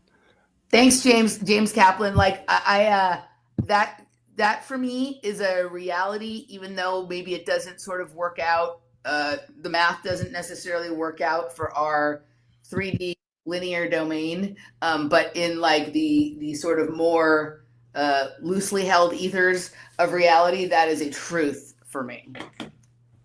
Yes. I could go on and on about all at least 80% of the first ladies are actually farce ladies. Totally. Yes. And, They're Uranians. wow. Excellent point. It's a third type of gender or sex. It's like not right. Like it's a very simplistic thing to be like, oh, these are like dude look like a lady, like they're men. It's transvestigations, and I understand the appeal of all of that. But there's this other kind of people, and they're called Uranians, and they look like Janet Reno and Janet Napolitano and Elena Wow. Kagan and Chuck Schumer's wife and Billie Jean King, and right, like it's this whole other thing. It's maybe that's why the Thelemites, like the Lama, seems to worship Uranus so much, Yeah, and the works of Crowley and whatnot. Are you there, Mike? I'm back, but He's in blackface. the camera's not working. Shadow on person. anything. So somehow, It's so the shadow some- race, Michael. Shadow mode. Shadow race is taking over. But I'm still here. I promise you that. All right, Okay, sounds good. Right on. Okay, I'm gonna get back into the share screen. So, something I have studied pretty thoroughly is G.I. Gurdjieff. Are you guys familiar with G.I. Gurdjieff? Yeah, I love it. Mhm. Yeah, So G.I. Gurdjieff has a team of what have been called through history. They have called his women of the rope. They actually accuse them of being his bodyguards. And some people try to approach G.I. Gurdjieff, and all of a sudden they're a bunch of beefy women block him out, so they can't even get access to G.I. Gurdjieff. And so this graphic of him, he's surrounded by bodyguard assassins. But if you look into what he's on about, you know, he was a master mesmerist. And so, yeah, I enjoy G.I. Gurchev's work, but I also look at him with high suspicion. And this is a graphic from the Black Widow comic book. And something I'm just going to mention it. Do you guys kind of see? I'm going to zoom in. Do you guys kind of see a little seahorse in the? On the side of her face. Yeah. Yep. Mm. In the map, in the global map, there is a very subtle seahorse over in the Mediterranean. It's very subtle, but that's fascinating to me because Circe is said to be from the east shores of the Black Sea, and that is Gurchev's backyard. And so the map on these women's face with the seahorse is also puts Gurchev's origin right there on the map. And I think that's pretty profound. And Gurdjieff's moves were the sort of early like form of the style of popping and dancing that I really like called tutting, which is all about angles and right, like angles and sort of creating optical illusion to sort of pop through dimensions and things like that, right? Remember I showed you that really cool video when you were on my show? That was amazing. Where people team up and they start doing work together. Yeah. So something that really flipped my switch a long time ago is to find out that now keep in mind, G.I. Gurchev was pretty much Turkish, spoke many languages, he's Russian, Turkish, and also a lot of influence in that region that is a very wild amalgamation of languages. But his name, G.I. Gurchev, is an essential anagram for choreography. Choreography. I love it. Yes. And that did. Yes. And this is one, Mike, I was thinking about you when you were on with Chance on October 7th. You guys talked a decent amount about the Kirk event. And Chris and I have a strong suspicion that Nick Fuentes is looking way too much like Han Solo from the Solo films. Can you expand the image? I think it's too small. It shows up too small. There we go. There we go. One more. That's good. Oh wow! Look at that. Yeah. Oh, is this the? Are we on? I'm sorry about that, guys. I had to excuse myself for a second, but we're on. What's his name? Looking like Han Solo from the. Yeah. This is so profound to me, because Solo was a vanity project for who I call George Opie Lucas, and George Opie Lucas put a lot of sentimentality into the shooting of the film Solo. And when you kind of, if you look at it from, 400-foot view, you kind of realize that Solo was seeding our expectations for a hero, for a lone wolf hero to come along and fulfill the expectation of the need for a platform for people to get all riled up. But also the Vulcan neck pinch. You, Mike, you and Chance were talking about Captain Kirk and the Vulcan neck pinch. But right. Yes. So I want to mention how the Vulcanalia holiday takes place right in the bridge from August into September. But on September 1st is the pinnacle of a meteor shower that is a huge window. So the Vulcanalia holiday, it concludes right around the 1st of September. And in that conclusion is the pinnacle expression of a radiant of meteors that's coming out of the constellation that is considered the volcano god of the Greeks. And that constellation is Auriga, the charioteer, the lame charioteer. So yeah, those are some of the threads I just wanted to throw your way, Mike, and see how you dig it. Oh yeah, Mike. Yeah, Mike, go ahead, brother. No, it just meant I got the camera back. Oh. Nice. Before we move on from this, I wanted to mention how the death of Spock and the Star Trek thing is mirrored in Lost with the death of Charlie. And Charlie does the Vulcanalia sign, putting his hand on the boat, saying not Penny's boat, to Desmond Hume, who's named after the philosopher, I think it's the same name or similar to the last name, but David not Hume. David Hume. But not Penny's boat would have meant nothing, but they just came out with the It series on HBO, and We All Float Down Here. Pennywise, the clown, is everywhere now. So I just think it's inverted world. Maybe, I don't know. Maybe that's why the deaths are inverted in Star Trek versus Lost. But just Remember throwing that out there. The Vulcan neck pinch came up, Michael, in those series of episodes we did about the Vulcan Gas Company when we were sort of exploring the cult of longevity around like Joe Rogan and Aubrey Marcus and the Vulcan Gas Company and all of that stuff. Remember that? We got into Yeah. I do remember that. Yeah. So Hephaestus, Vulcan, Malciber is another name for him. Erichthonius. This egregore is very prolific. And ever since I kind of tuned into what is the big deal with the volcano god, I highly recommend people check out. Sigmund Freud has a book called Moses and Monotheism.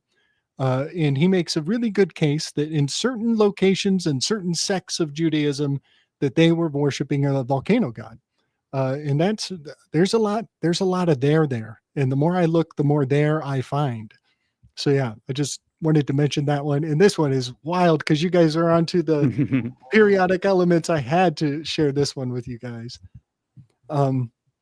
So the noble gases, and just recently we had the Nobel Peace Prize. And Chump thought he was going to get it, but some other woman, what do you guys remember the headline? Some other woman, isn't she the president of, was it Mexico or Haiti or some other one of, Venezuela. Oh, Venezuela. I think she's from one of the South American countries or maybe an island. So she gets it instead, but Chump really wanted it. But if you take all of the noble gases from the periodic table and you string them together in their numerological order, it almost spells he near crazy. He near crazy. And a lot of people are pretty sure Chump's about to go crazy.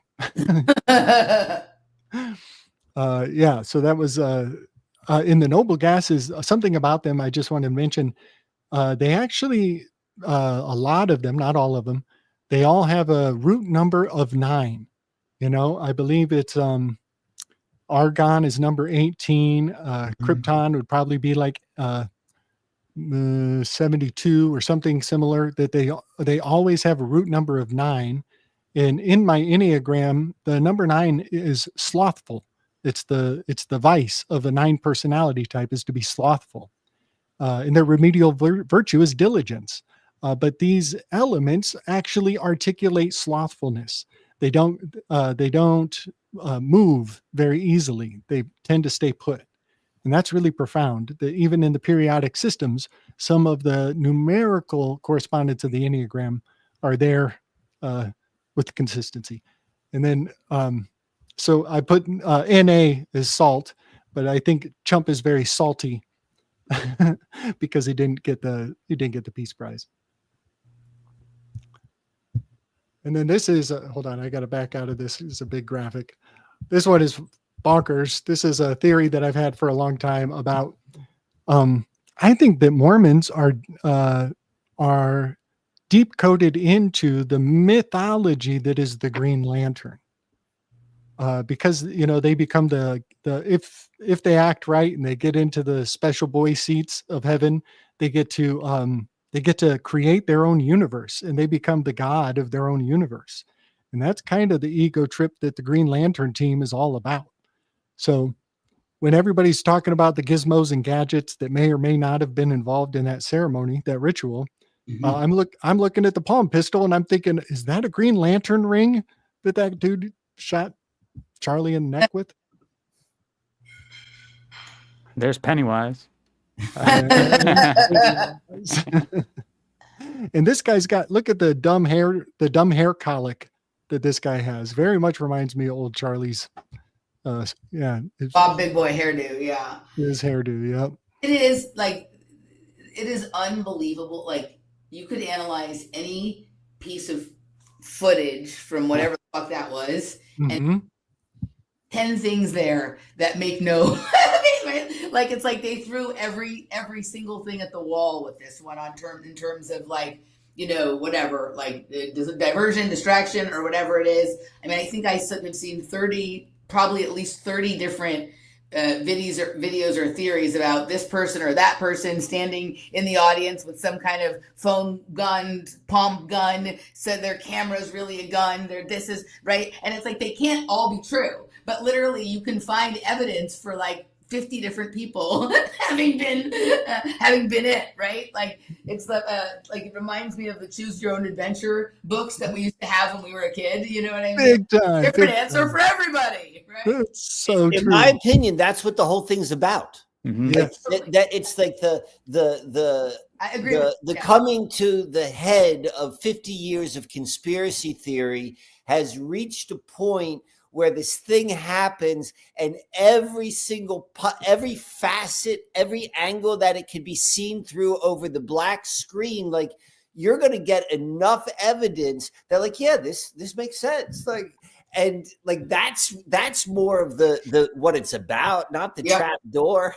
No, we can't agree about everything because everyone sees it from this particular angle that they're looking through the black screen at it from, right? I agree with you. Well, you know what's fascinating too about this image? That if you take the mythology of the Green Lantern versus the mythology of Pennywise, both can create anything they want, but one is on the side of good. The Green Lanterns can make any sort of weapon they want out of their imagination to fight evil, and Pennywise is a demon from somewhere else, maybe a demon alien type thing that can create anything it wants to terrify its victims. Excellent point. Yes. I don't know who Pennywise is. I don't The know. clown from It, Stephen King's It. Ah. Which was speaking of Stephen King, he was commented, got in trouble, I think, for commenting on the whole Charlie Church shooting, right? Yes, he did. Yep. Yeah. They had to bring, Pennywise also a band. I'm sure it is. Yeah, that sounds like it is a band. Like my brother used to like that band. Yeah. yeah. So the graphics down below are from the Superman film that came out recently, where the Green Lantern was re-injected into the zeitgeist very handedly. But in that scene, they're fighting a gigantic dragon monster in the middle of a city park. It's very campy. It's a super campy scene. And one of the Green Lantern League, he shoots a device that pries open the eyeball of the monster, just like MK Ultra, Clockwork Orange style. And then the device pummels the eyeball of the monster. And I call this the divisive attack on the gaze. And so the divisive attack on the gaze was also... But everybody's all up in arms and they think you're talking about the gaze instead of the gaze. Yeah, you got it. You got it. Yeah, it's baiting the gaze. Yes. I'm very much into visual puns. You know, visual puns are kind of a higher order of thought that I love to bring down and share. And this is a crazy one that Chris and I have been on for a while. We are tripping about Tracy Twyman looking like the woman from Metropolis. Have you guys seen Metropolis, I should say? Have you seen Metropolis? I'm aware of it conceptually. Okay. I'm pretty certain it's black and white, and there's like there's like a robot. Is there a robot? I think so, right? Madonna did something about it too.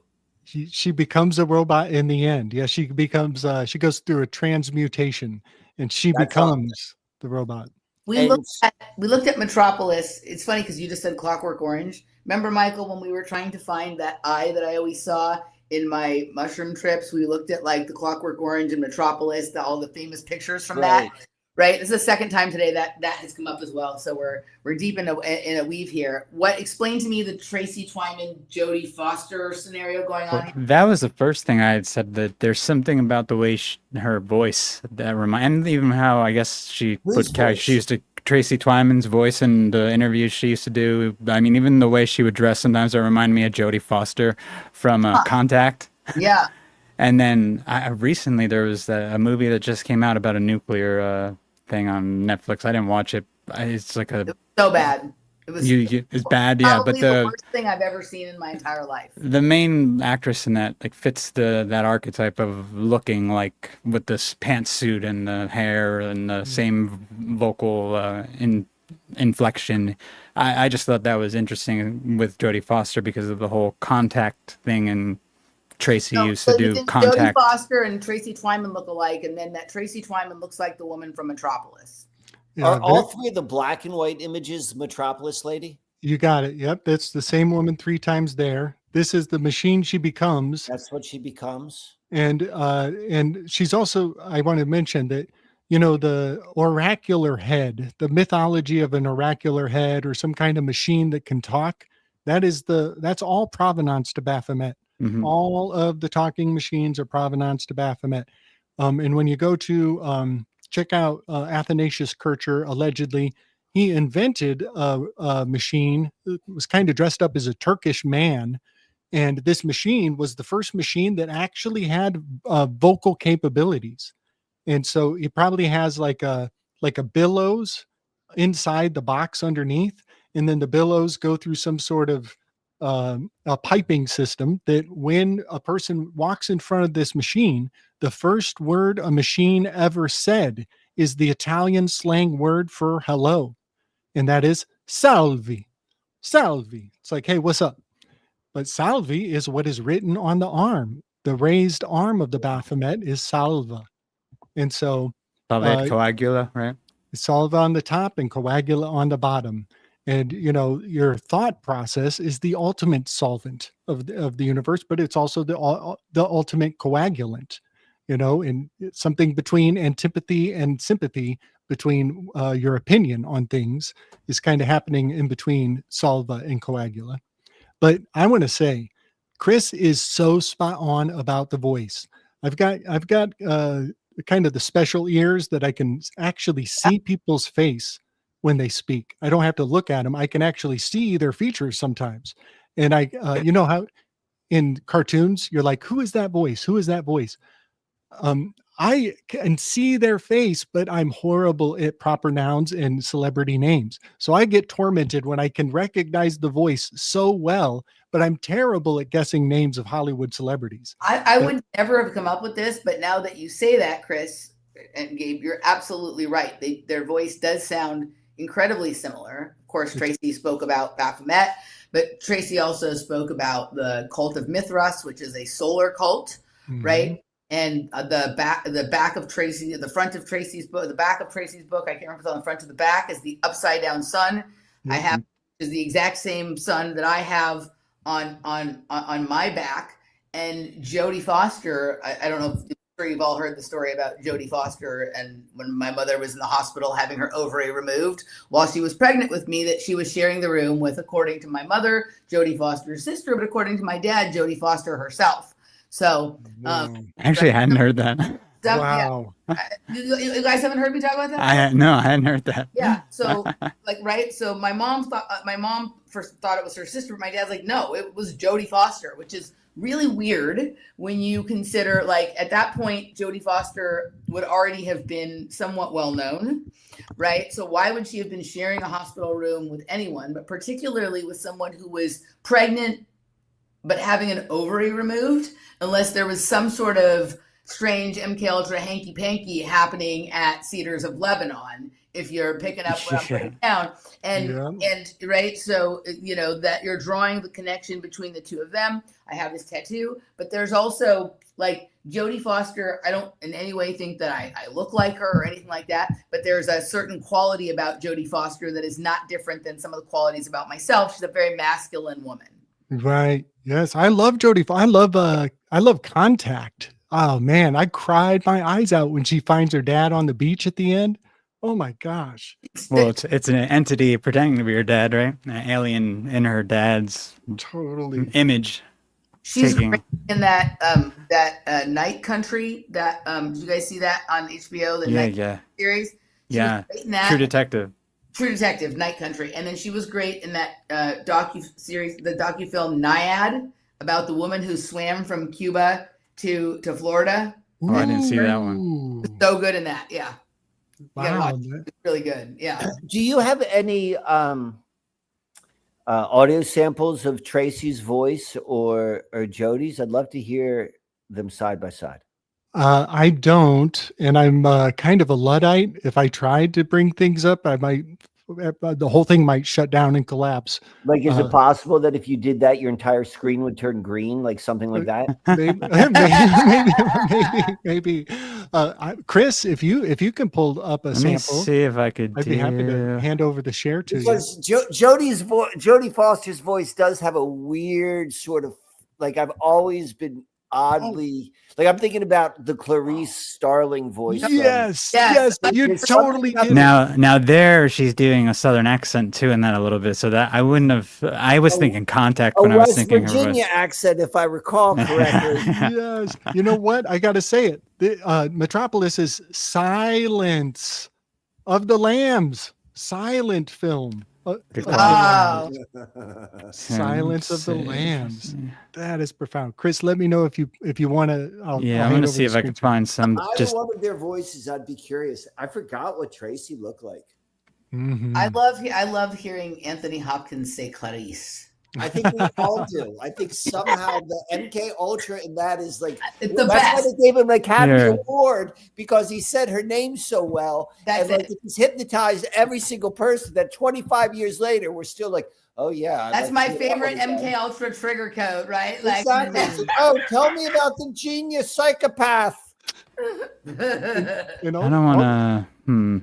Here, I'll share this really fast. I don't think we're gonna get. You're not gonna get hit for playing this because they don't have the copyright. But just this is Tracy's voice. fair use. Underground, just like a seed is cultivated underground, and then it comes up from the surface and sprouts and grows into what it is. But yeah, the actual transformation takes place in the dark, right? I mean, even in alchemy, I mean, they say that that the transfer. Think All you right. could. All right, now.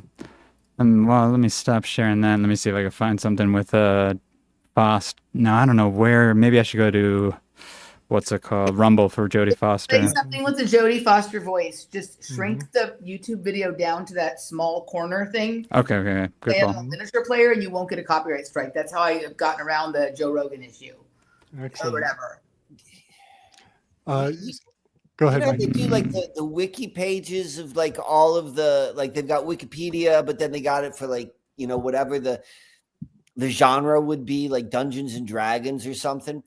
Do they have that for the conspiracy world? Like anyone who's ever been kind of like a conspiracy personality? Sent me some wiki that was like a sort of an occult conspiracy wiki kind of thing one time. Remember, Chris? You sent it to me when we were doing a show. Yeah, no, I remember. But he's not going to be able to find it right now. Hold on a second. I'm just gonna hit play and then go ahead and share it. Okay. Have you guys ever read Silence of the Lambs or the series at all? Any of the books? Wear knee socks, but I knew I was doing something great, so that felt good. How does Jodie Foster speak in French? How do I do it? I open up my mouth, and then it comes out. I went to a French school from the time that I was 9, and I was fluent by the time I was, 10 and a half or 11 years old. He does And I spent sound like quite a bit her, of time you're in France. Spot on. Now, Chris, Michael's not buying, but I hear it. Well, I'm trying. What did I just listen to? Like what? Like I went to school and I was fluent by the time I was like. Was that real? Was that sounded like Jodie Foster AI? Like I don't know. That was the first thing I could find, and for some reason the video I tried to minimize the video, wouldn't minimize, so I didn't want to leave it up for too long. Perfect. But yes, there was a similarity. I heard that. big time. Chris, can you recall some of your research on the company called Wetworks and what that was about? Do you remember those threads? Well, Wetworks is that's a what they call basically CIA's overseas murder type of operation, assassination type operations and whatnot. And right? do they have elements of like mimicry or changing your likeness to look like celebrities? Was that part of the thread? Wait, did I bring up a company at one point in one of our weaves? Is that what? Yeah. That's just there's a comic called What Works Comics, but I don't know if that's what I was talking about at the time. Okay. Yeah, that might have been what I was thinking about, that they kind of spoof celebrities, or they can actually make your likeness into something that is a celebrity on the for to be fed up to the masses and culture. Well, I feel like Emily kind and of like Michael, the you guys talked Congress. about that all the time. like the Yeah. Congress, Say it again. right? Like the movie The Congress. Oh, I don't know that. I will check that out. Michael, we talked about that all the time. That was the movie with Robin Wright. Remember? Oh yes. Yeah.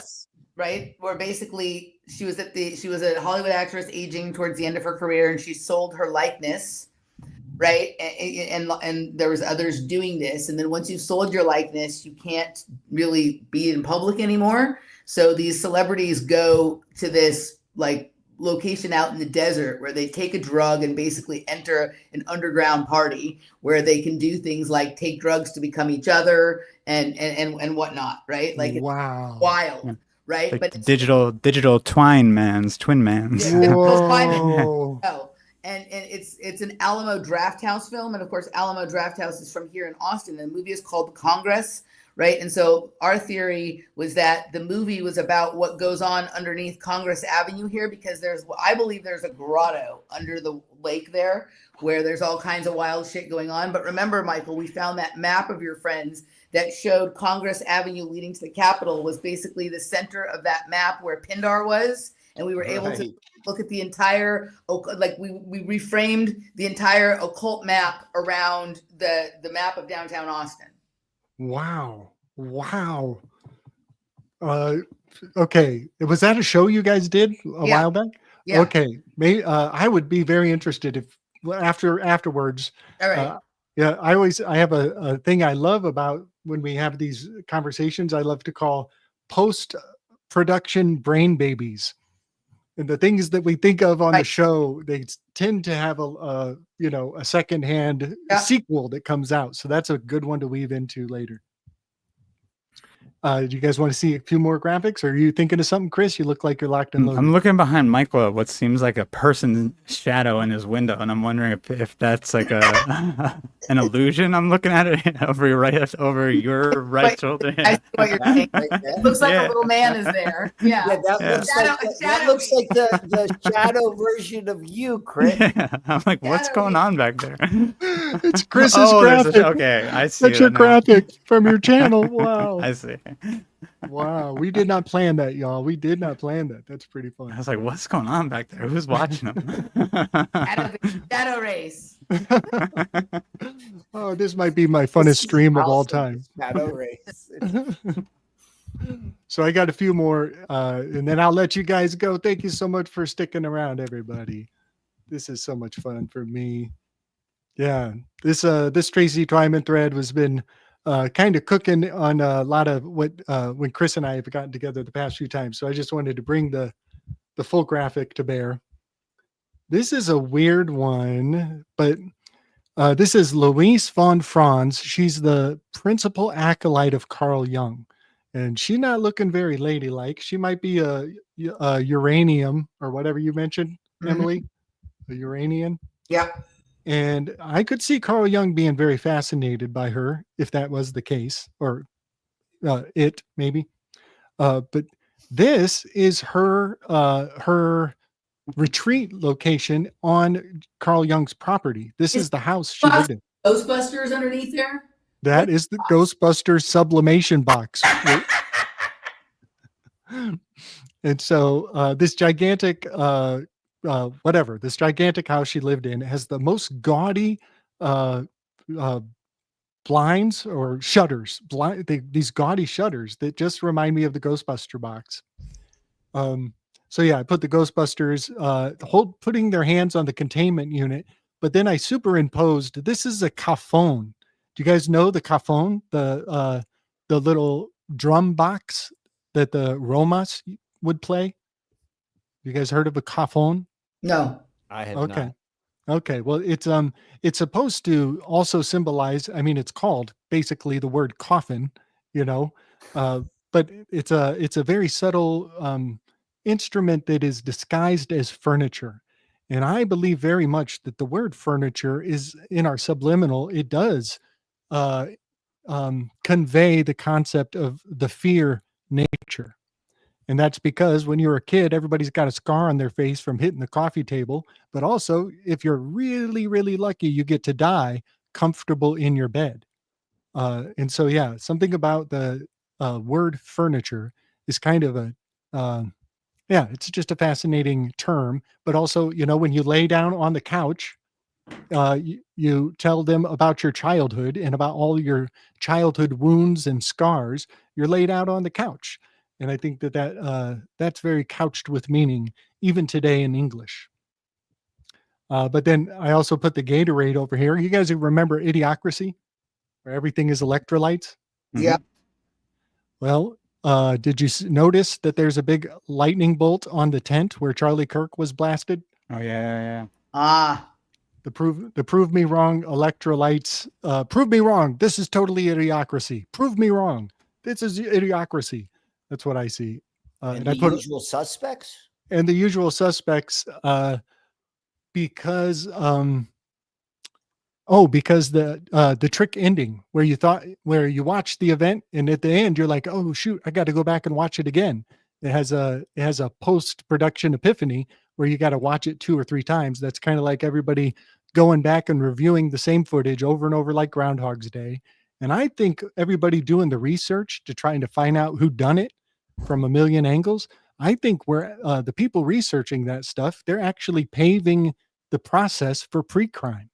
I think the conspiracy clique doing all the legwork to research how everybody got there and what path did they take the days before. Yep. I think they're doing the legwork for pre-crime. Right. Seriously, the alternative media is now the Adjustment Bureau, right? Bingo. Yep.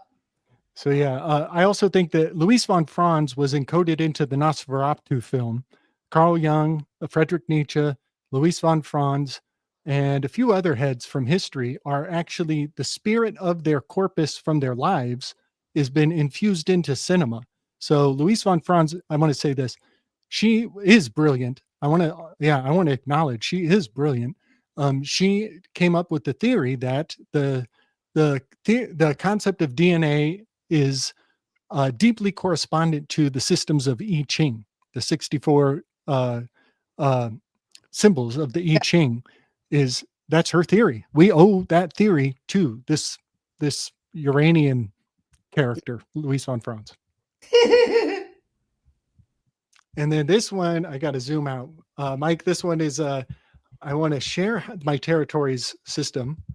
Because I know you love maps, right? Mm-hmm. You're totally dialed into all the maps.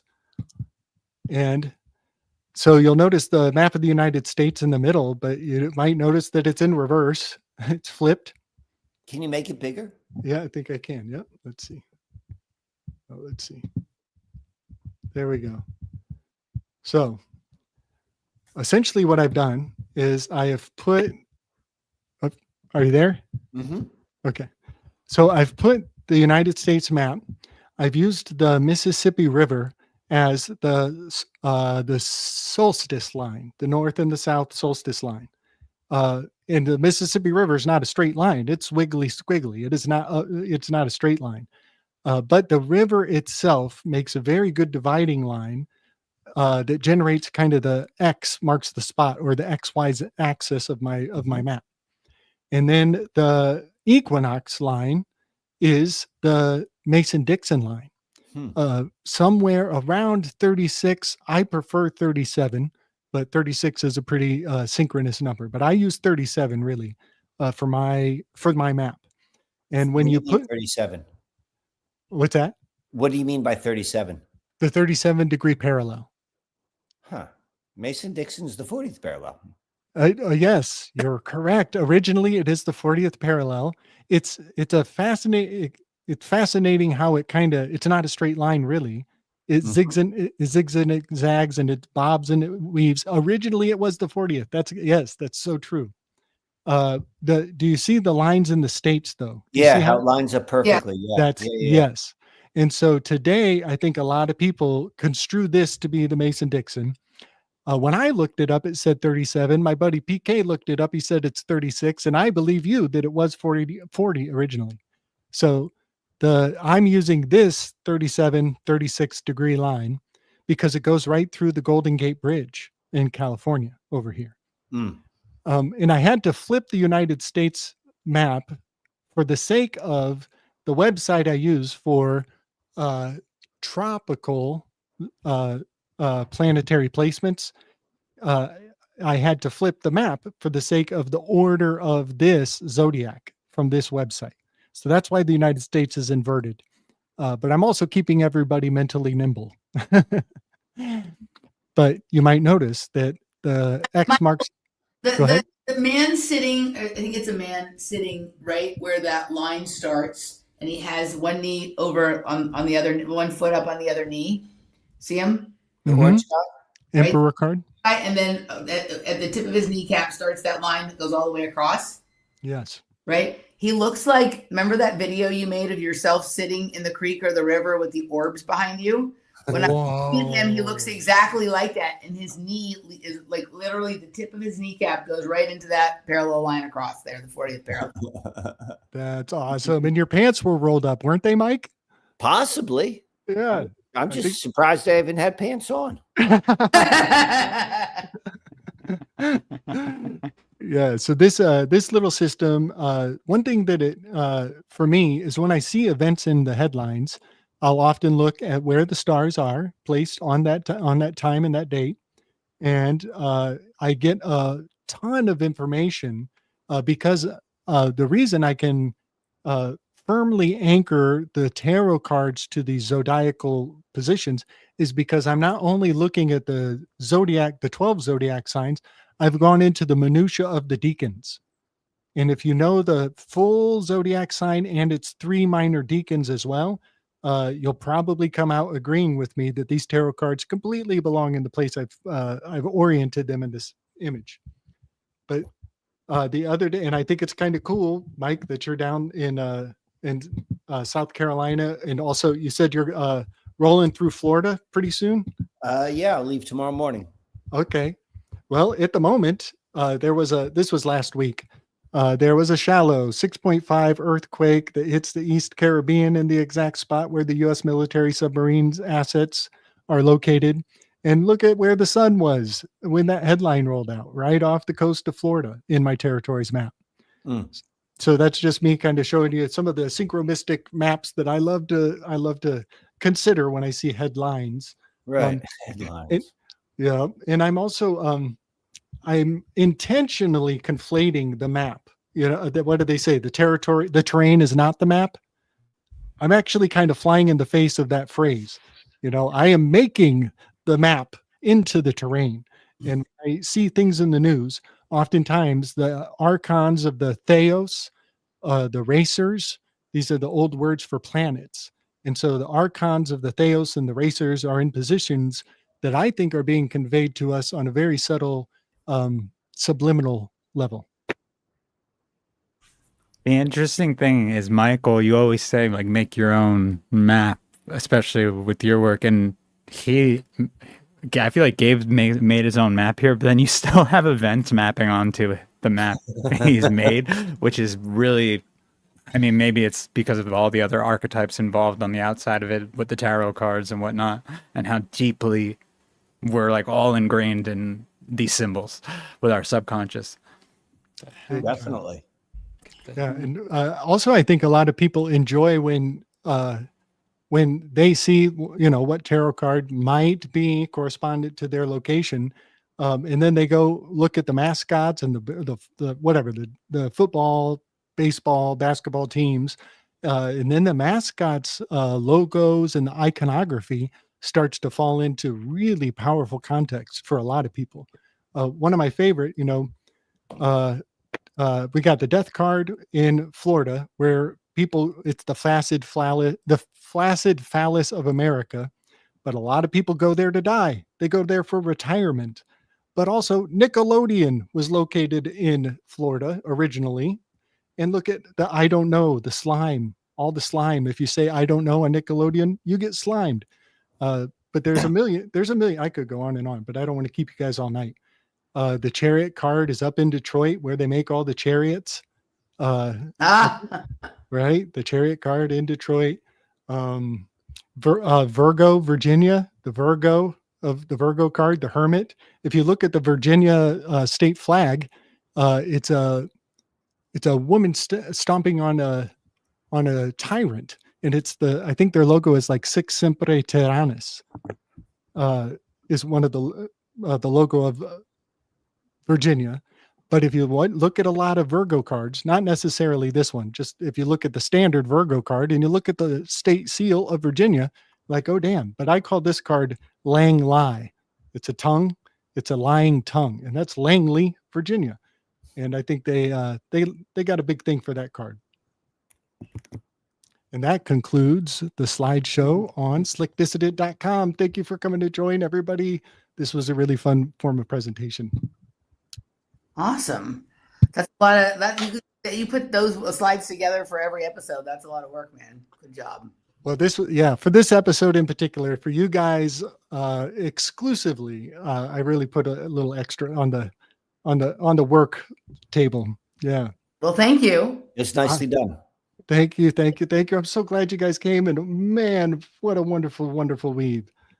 What are you guys up to next? You guys have anything else you want to share before we come up? I see Michael's face, like he's still. I know he likes the process longer than, especially if he hasn't seen something. He likes details, so I don't want to cut anyone off. Tell us all about it, Mike. It's good. No, it's keep going. It's like you. No, I'm done. But I want you to tell everybody about the classes you're offering. Tell us about all the things and any shows coming up that you got.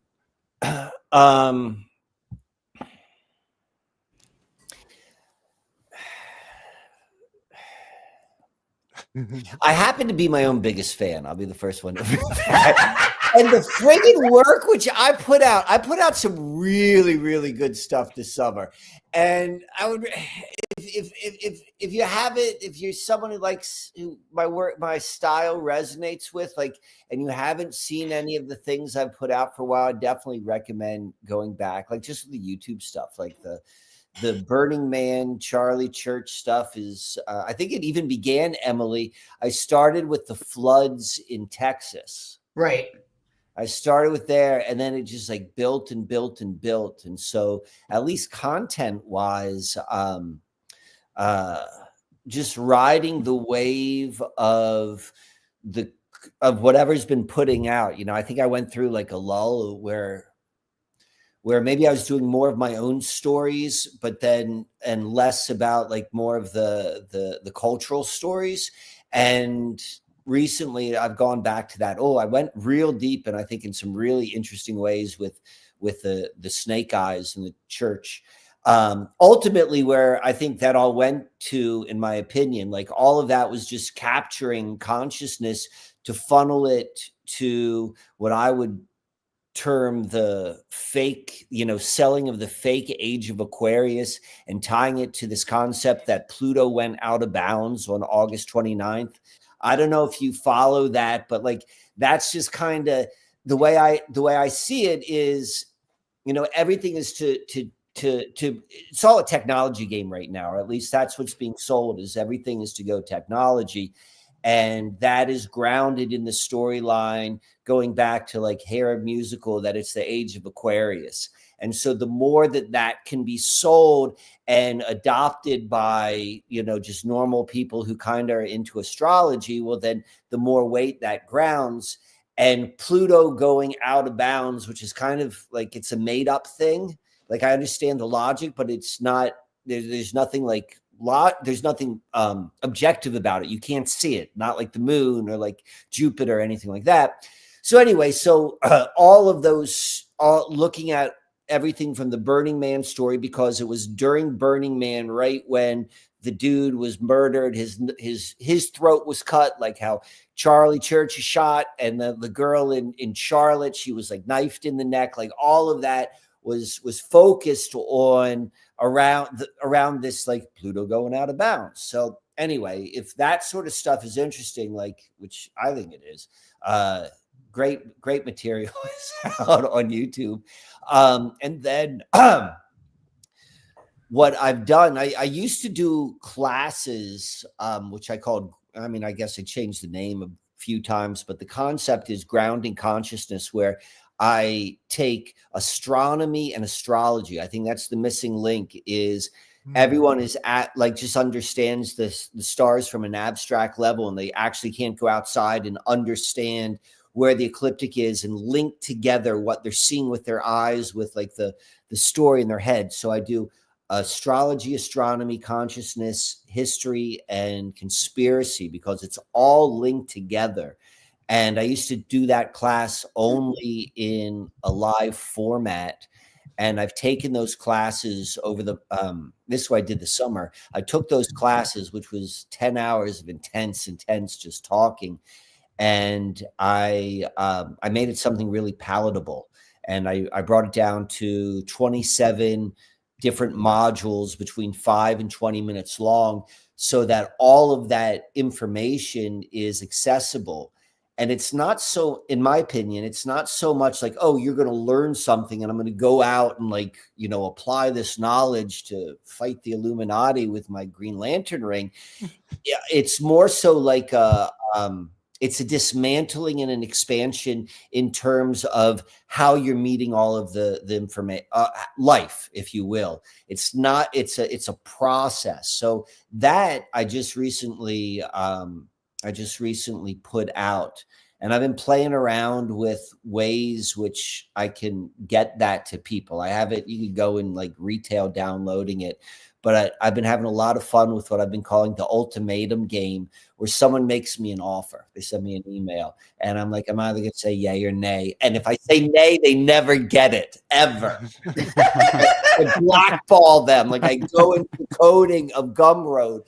So that's the sort of stuff which I'm doing right about now. And this trip down to Florida is kind of going to be a hibernation for me. And I think that I'm going to tweak on some other things which I'm doing. Oh, and Emily, this is what I think is so interesting. I'm going to throw this out.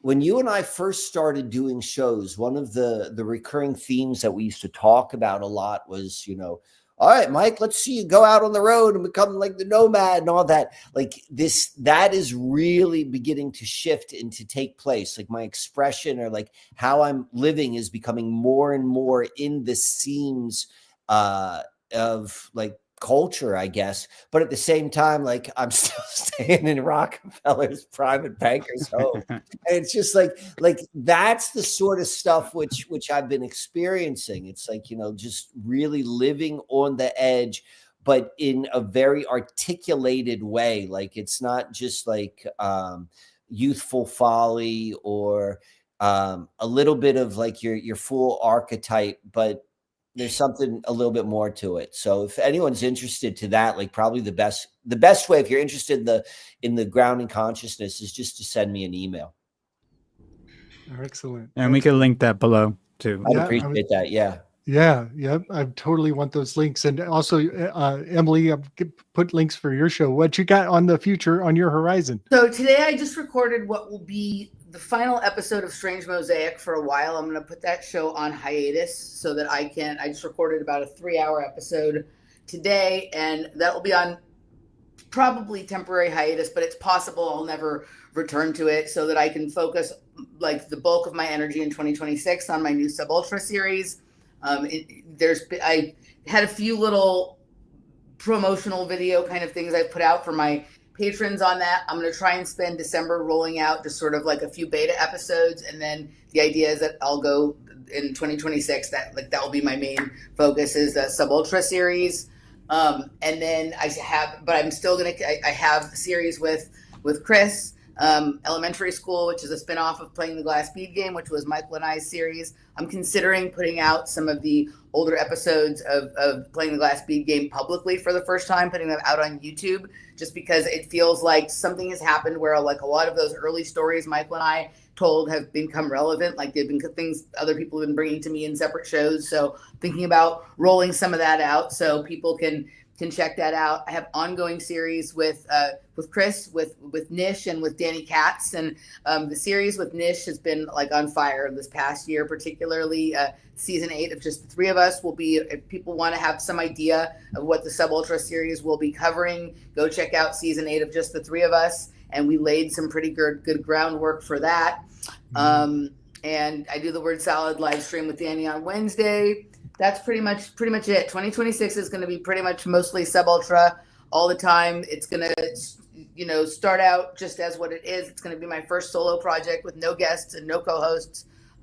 But once I get rolling with that, there will be other shows spun off from that. There will be a musical podcast. There will be a conversational podcast with guests and whatnot. So, yeah. I got to say, Sub Ultra, this is my Emily Moyer card of Texas right here. And Pluto is in Aquarius, that is in this card. And Mike, how far does Pluto go out of bounds? Like, it just started. How far Sub Ultra does Pluto go in Aquarius? So, I mean, are you familiar with the concept what I'm talking about? Yeah. So what they're saying it, I don't know, for 10 years it's going out of bounds. And so out of bounds means it's outside of the 23 degrees of I don't know how far, maybe whatever 10 years would be. But what I'm unsure of, and I looked pretty deep into this and I couldn't get a solid answer, is they're saying it's not going to happen again it won't go out of bounds for another couple thousand years. It's the most ridiculous thing I've ever heard. Like, why can't you explain to me why? Like, Pluto's orbit's 234 years. Like, how is this happening? Like, explain to me where that comes from. Like, Michael needs proof.